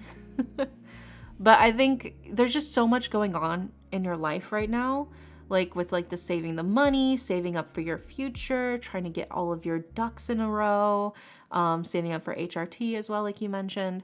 I think you just have so much stuff on your plate that I think it's going to be really difficult to find a partner that will understand that you can't give very much time. I don't think you'll have enough time to give to a partner right now, right? Like, I don't think you'll be able to actually have like a very strong sort of dedicated relationship with somebody, because I don't think you'll literally have the physical time to spend with that person, you know? And so they'll probably be like, oh my God, you don't even spend any time with me. We don't get to hang out. We don't get to do this and this and this. And it's like, you got so much on your plate. I don't know if a relationship will work at the moment for you. Not saying that you can't find love or anything like that. It's just like at this moment in time, I think your priorities are very focused on a bunch of stuff that I don't think you also have the time and effort and energy to also spend it on a relationship that will last.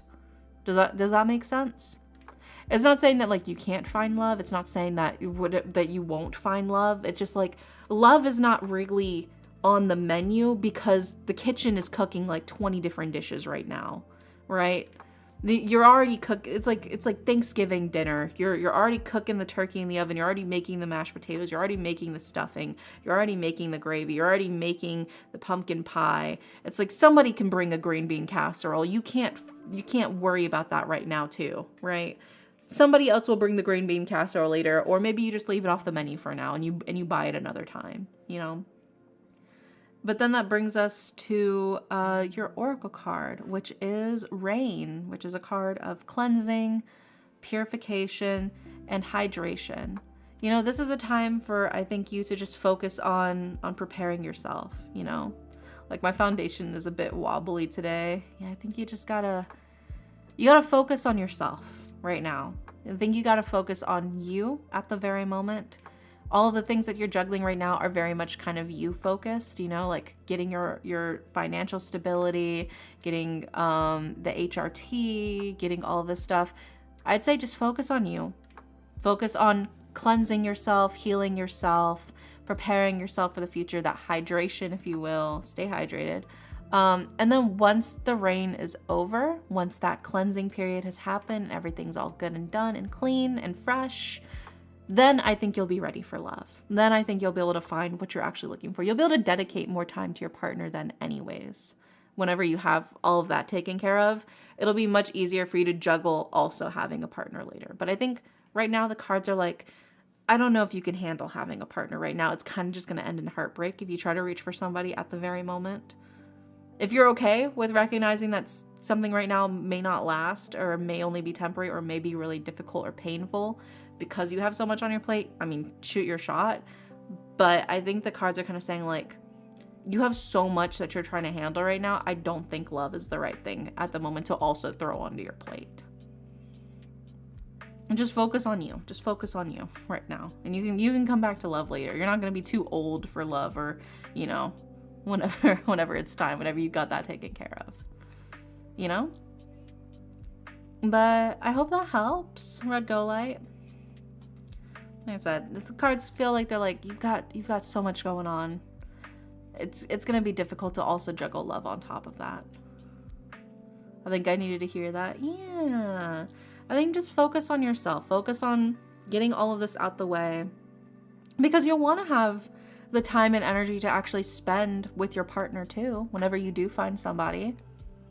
And I think just right now, your schedule's just fully booked right now. It's going to be really difficult to find somebody. And they're obviously going to want attention. They're also going to want your time. They're going to want, you know, your energy. But you don't want to burn yourself out. You don't want to stretch yourself too thin just for the sake of having a partner right now. You can get one later. You can find someone later.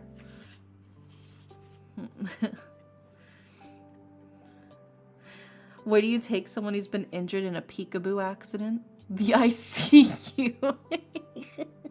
Oh my gosh. Oh my gosh. The ICU. Welcome in. Welcome in, Paul. I hope you're doing well. That's funny. That's very cute. I like that. Also, hi, Lazy. Welcome in as well. But yeah, I hope that helps, Red Go Light.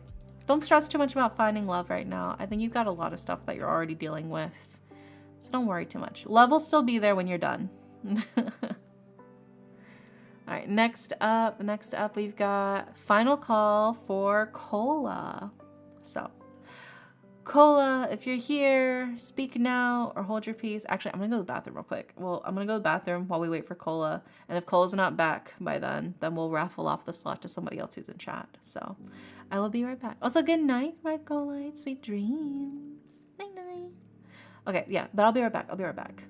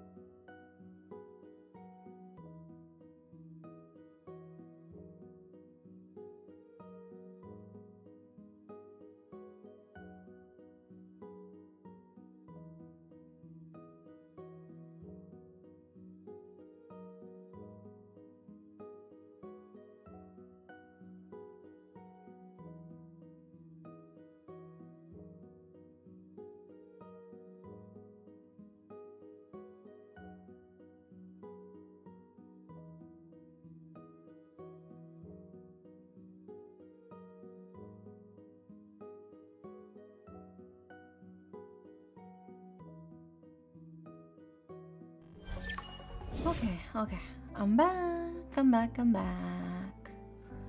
Let's see. Did Cola respond while I was gone? No, I don't see Cola. Alright. So, looks like Cola's not here, which means we'll be doing another raffle slot for those of you who have not gotten a reading from me yet today and you would like one. I am thinking of a number between 1 through 10, and the first person to guess it can get the reading. Oh my god, it was 4. What the fuck, Lazy? Holy shit. Lazy was on a mission. Oh my god. Alright, Lazy. What would you like for your reading? Jesus. That was so fast. That was insane. You know what I want? You want a love reading? Is that what you're looking for? I know, Lazy read my mind. That was scary. I was like, oh my god, did I say it out loud or something? Yeah, well, who knows? Who knows? There might still be another raffle slot left. A lot of people disappeared towards the end of the queue, so. Alright, let's do a love reading for Lazy. Let's see what we got for you, okay?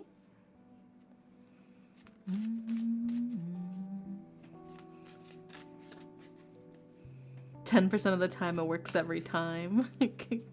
I told you I was Cola, yeah. You're replacing Cola's reading. I don't know where they went. I guess they fell asleep.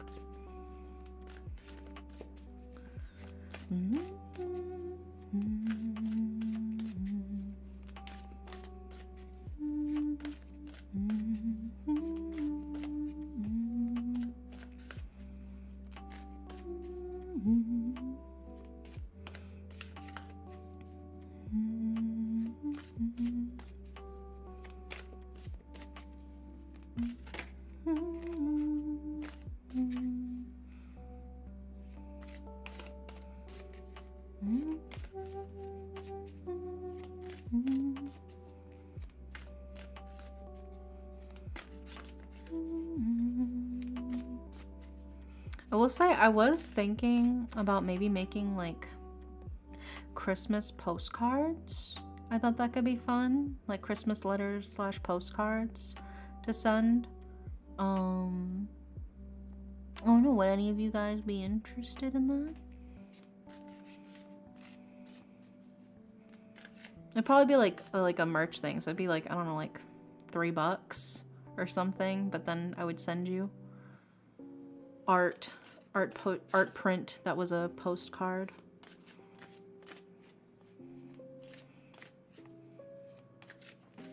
For Christmas.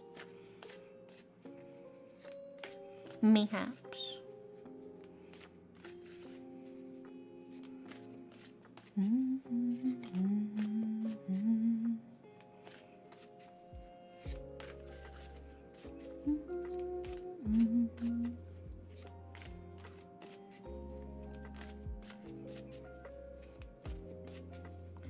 Let's see what we got for your love reading, Lazy.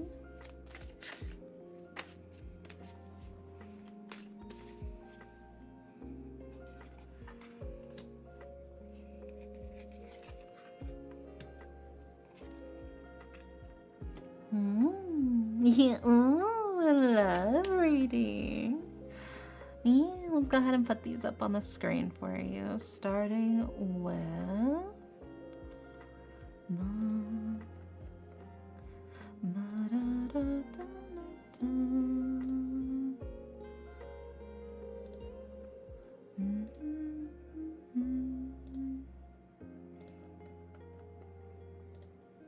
there we go. And then the last card is, there we go. All right. We've got all of the cards for you, Lazy, for your love reading. In order of left to right, we've got Death, we have the Reverse King of Cups, and we have the Magician. So let's go ahead and start with the Death card. Like I said, Death sounds scary, but it's really not. Death is a card of rebirth. It's new beginnings. It's clearing away the past, letting go of the old hurts and starting anew, right? It's a card of the transformation of yourself. It's only through letting go of the past that you can truly move forward onto the future. That's what the death card is all about, right? So not a scary card, not a scary card.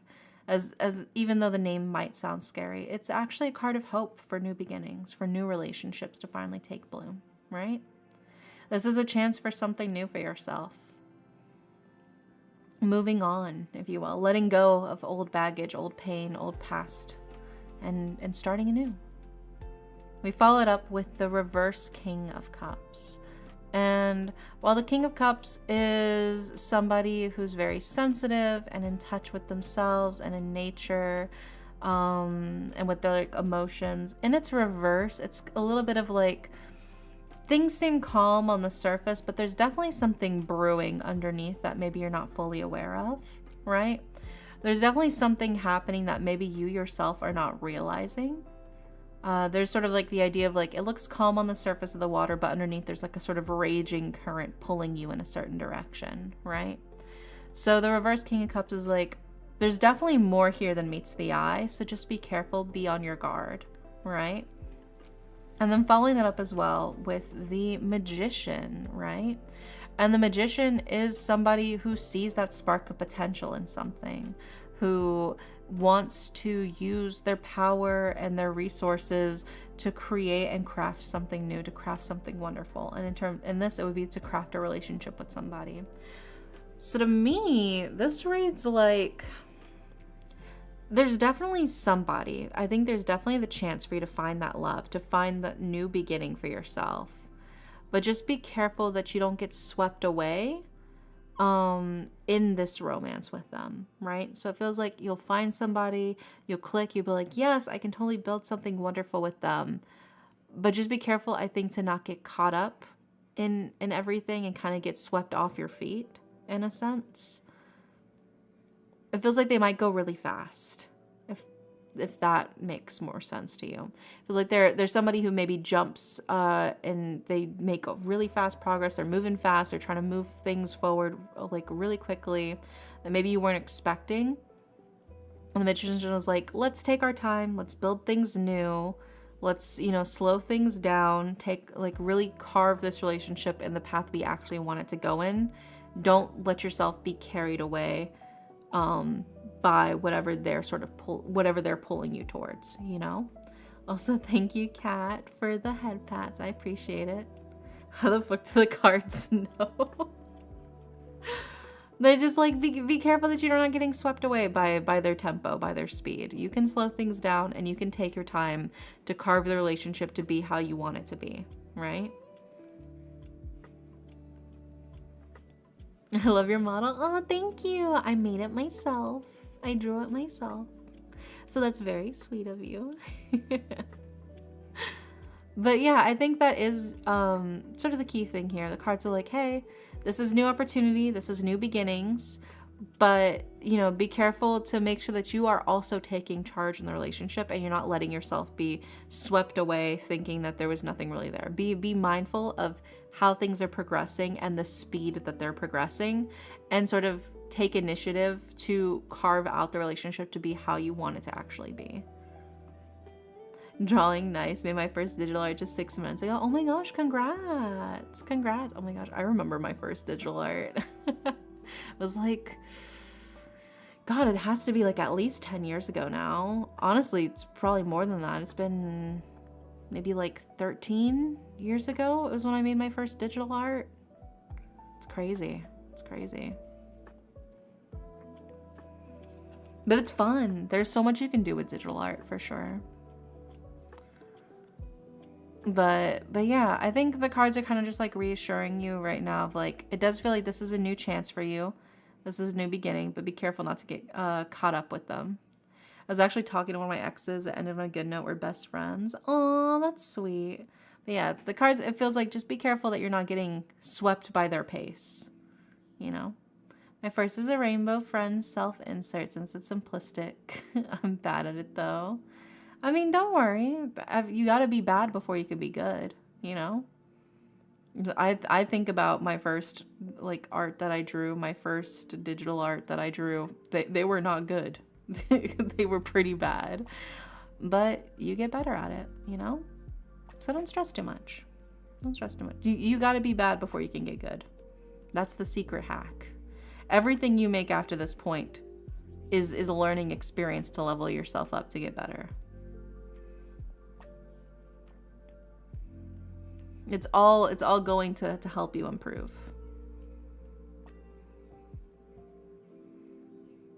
But yeah. So I hope that helps, Lazy. Fingers crossed. Everything worth doing is worth doing badly. And in the wise words of Bob Ross, there are no mistakes, only happy accidents. Every quote unquote mistake that you make is a learning opportunity, a chance for you to do something new, to experiment, you know? That did help. Yeah, I'm glad to hear it. Yay. I believe in you, Lazy. You got this. Your heart is so full of love.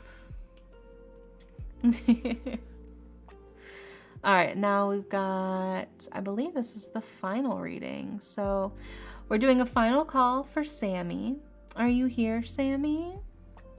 Otherwise, we're going to give away your reading to somebody else. So speak now or forever hold your peace, Sammy. Let me sip some more of my water while we wait for a sec.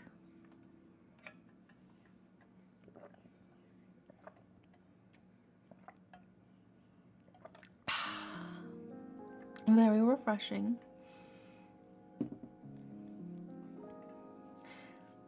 Tonight's tarot reading has doubled up as a seance. Yeah.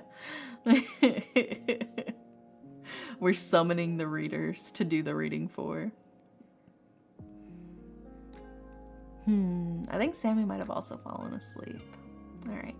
Well, that just means we have one final raffle slot for you guys. So, for those of you in chat who have not gotten a reading from me yet today, and you would like one, I am thinking of a number between 1 through 10, and the first person to guess it will get the reading. You just got one, Lazy. What are you doing guessing numbers?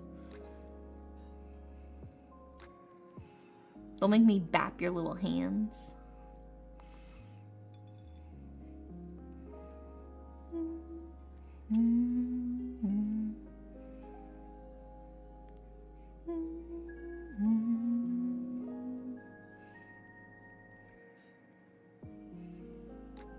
Barb, what are you doing guessing? You also got a reading. Congrats, the number. You got the number, Moon Raccoon. The number was 6. Yay. What would you like for your reading, Moon Raccoon?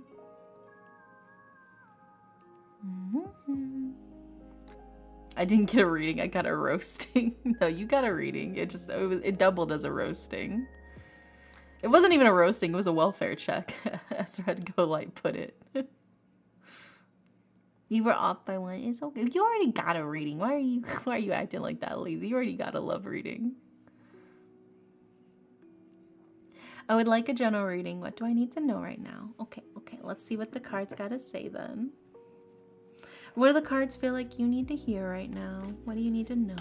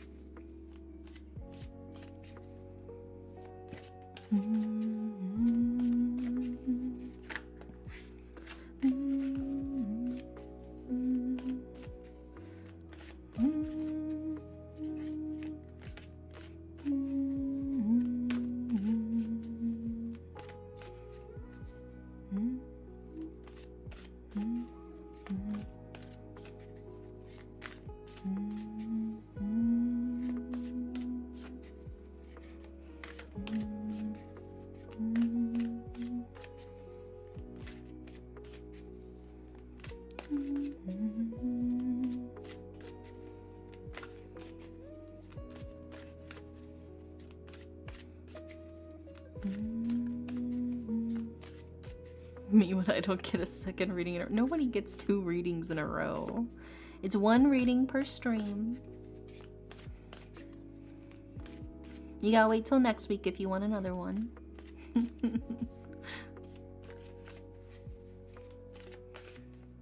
Yeah, no double dipping. Where were you? That one kid. I was calling for you earlier. You disappeared again. We already raffled off your reading to somebody else. Why are you appearing now? Where did you come? Where did you go? You fell asleep. Oh my gosh, that's so funny. I was calling for you multiple times, and then we came back around and we called for you a final time, and you still weren't here. You must have been sleeping pretty hard. It's just so comfy. Yeah, stay cozy. You don't have to apologize. Don't worry. I was just... It was funny because you mentioned in your reading that you're like, I fell asleep last time, so I missed it. And now it turns out you fell asleep again. You're fine. You don't have to apologize.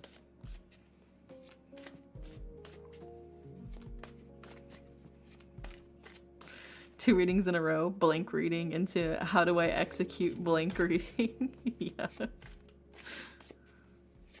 It's step 1 and then step 2.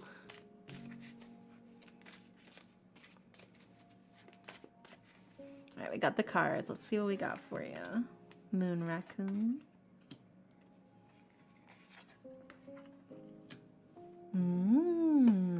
Okay.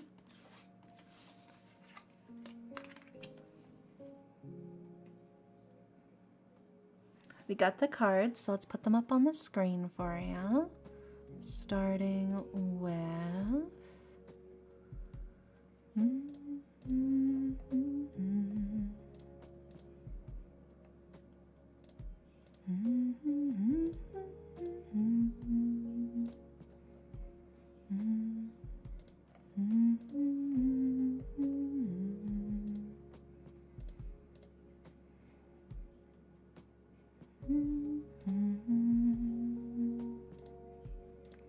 There we go. Clearly I didn't want to hear the cards tonight. Yeah, the card said, actually what you need to hear right now is a bedtime story, maybe a lullaby, and get some rest. There we go. All right, we got all of the cards for you, Moon, in order of left to right for your generating what the cards feel like you need to hear right now. We've got the Knight of Cups, we have the Temperance card, and we have the Empress. So let's go ahead and start breaking this down for you, starting with the Knight of Cups, right? The Knight of Cups is artistic, imaginative, very goal-oriented, very much a dreamer. Somebody who's got big hopes, big dreams, and they're working hard to make them a reality, right? Somebody who's like fully up to the brim with the things that they want to create, that they want to make happen in the real world, right? You know? And then that feels especially sort of doubled in with the Empress, but we'll get back to that in a second. It feels like the main thing the cards want you to know is to be adaptable, right? To strike that balance, to find what you need to do to sort of go with the flow. Don't try to force things to happen. Don't try to force things to go in a specific way. Kind of, rather than making things go in a very direct, specific order, kind of let things happen in a natural sense. Let things be organic. Let things sort of flow in their own way. It's okay if it's not going in the direction that you initially wanted it to, because the new direction that it's going could help push you into a new direction, a new way of thinking, maybe even a new result that's better than the result that you were initially anticipating, right? I heard adoptable instead of adaptable. Yeah. Adopt. Adopt something. But I think this is the chance for you to experiment, to let things kind of happen as they happen. And really, this is the go with the flow card, right? Don't try to force things into little boxes. Don't try to put little labels on everything. Let it be how it wants to be, and move forward with that. Let your creativity shine. It's like, in terms of art, you could kind of think of it like, have you ever heard of coffee drawings? But there's like a technique of drawing where people will get their cup of coffee, right? And they'll spill it onto the page and splatter it onto the page, and then whatever shapes the coffee stains make on the page, they use that as inspiration for the actual art, you know? So I think this is the chance for you to really let things happen organically and naturally, you know? Oh, yes, I've done that before actually, but it's a great exercise in like breaking out of your initial concept of thought to really see something in what already exists and to go with the flow in that sense rather than force something to be very rigid. I think that'll help break out of like your sort of sense of rigidity. And again, sort of boost that sense of creativity that you have with the Empress card, right? Because the Empress is a card of creativity as well. It's of sort of the magic in the world around you. This is the chance for you to in a sense give birth to something really wonderful and new. Your name if they got a tarot reading right before getting sold by their parents to One Direction? Oh my god. What if One Direction was the one that got the tarot reading that told them that they needed to buy that kid off of their parents?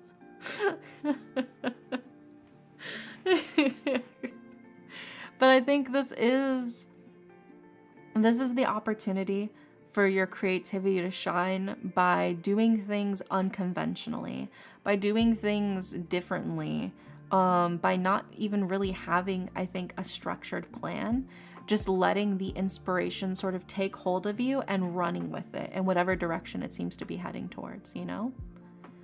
So I think that's definitely the key thing here is let the inspiration guide you rather than letting yourself guide the inspiration. It's okay to go in completely different directions, to try new things, to do new mediums, to experiment and be weird with it, be freaky with it, with your art, you know? Do something strange and unconventional, because I think that's where you're going to find the best inspiration at the moment. Don't let yourself be tied down. Let yourself kind of go with the whims of wherever you're headed, you know? There's, I think, whole branches of things that you can explore, whole new things you can discover if you allow yourself to go down those paths, you know? But yeah, I hope that helps, Moon. I think right now the key to the success, to finding maybe your creative inspiration, that artistic spark, is to just let yourself be carried in whatever direction that things seem to be pulling you towards. But there you go. I hope that helps. Fingers crossed. That was very helpful. Yeah. Sometimes you just gotta break out of it. I think one of, like, well, actually two of my favorite pieces that I've made sort of recently were experimental pieces that I took inspiration from random things, you know? Like one of them is actually my banner art on like my Twitter and stuff. I designed it after I took inspiration from like this sort of like negative space style and like patterned style art. And it's one of my favorite pieces that I've done. And then another one, I was getting like mandala painted rocks on like my YouTube shorts a bunch, where like people are like painting mandalas all over like a bunch of like rocks and stuff like that. I was like, I wanna make a mandala. So so I did that one, and those are like two of my literal favorite pieces of art, with just like ones that were kind of birthed out of just inspiration out of unexpected places, doing new things that I hadn't really done before for the sake of getting a little silly with it, you know? I think that's what you kind of got to do. I think you just got to find something strange and unusual to pull you forward and let your creativity sort of erupt from there, you know? But there you go. And that is officially all of the readings for tonight. We're fully caught up. Yay! Very, very happy. So let's see. Who is online right meow? there is Harper, who's playing Digimon. Then there's also an art stream or ASMR. I feel like it's been a while since we've raided Coma, so we'll do an ASMR raid. Yeah, especially since lots of people are apparently sleeping right now, so we'll keep it cozy with the ASMR. But yeah, let's see. Let's go ahead and we'll raid Coma. There we go. I just feel like we are Friday and I usually fast on Fridays. Week was so out of whack. I didn't put 2 and 2 together. Oh my gosh. You don't want to wake up the sleepers. Yeah, we're keeping it cozy for the EPBBs in chat. Yeah. So tomorrow I'll be playing more Nancy Drew.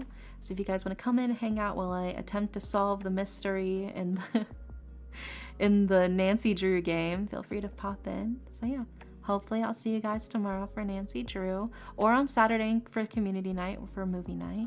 But yeah, if not, no worries. I'll see you when I see you. I hope you guys have a wonderful, wonderful night, and good night. Mwah.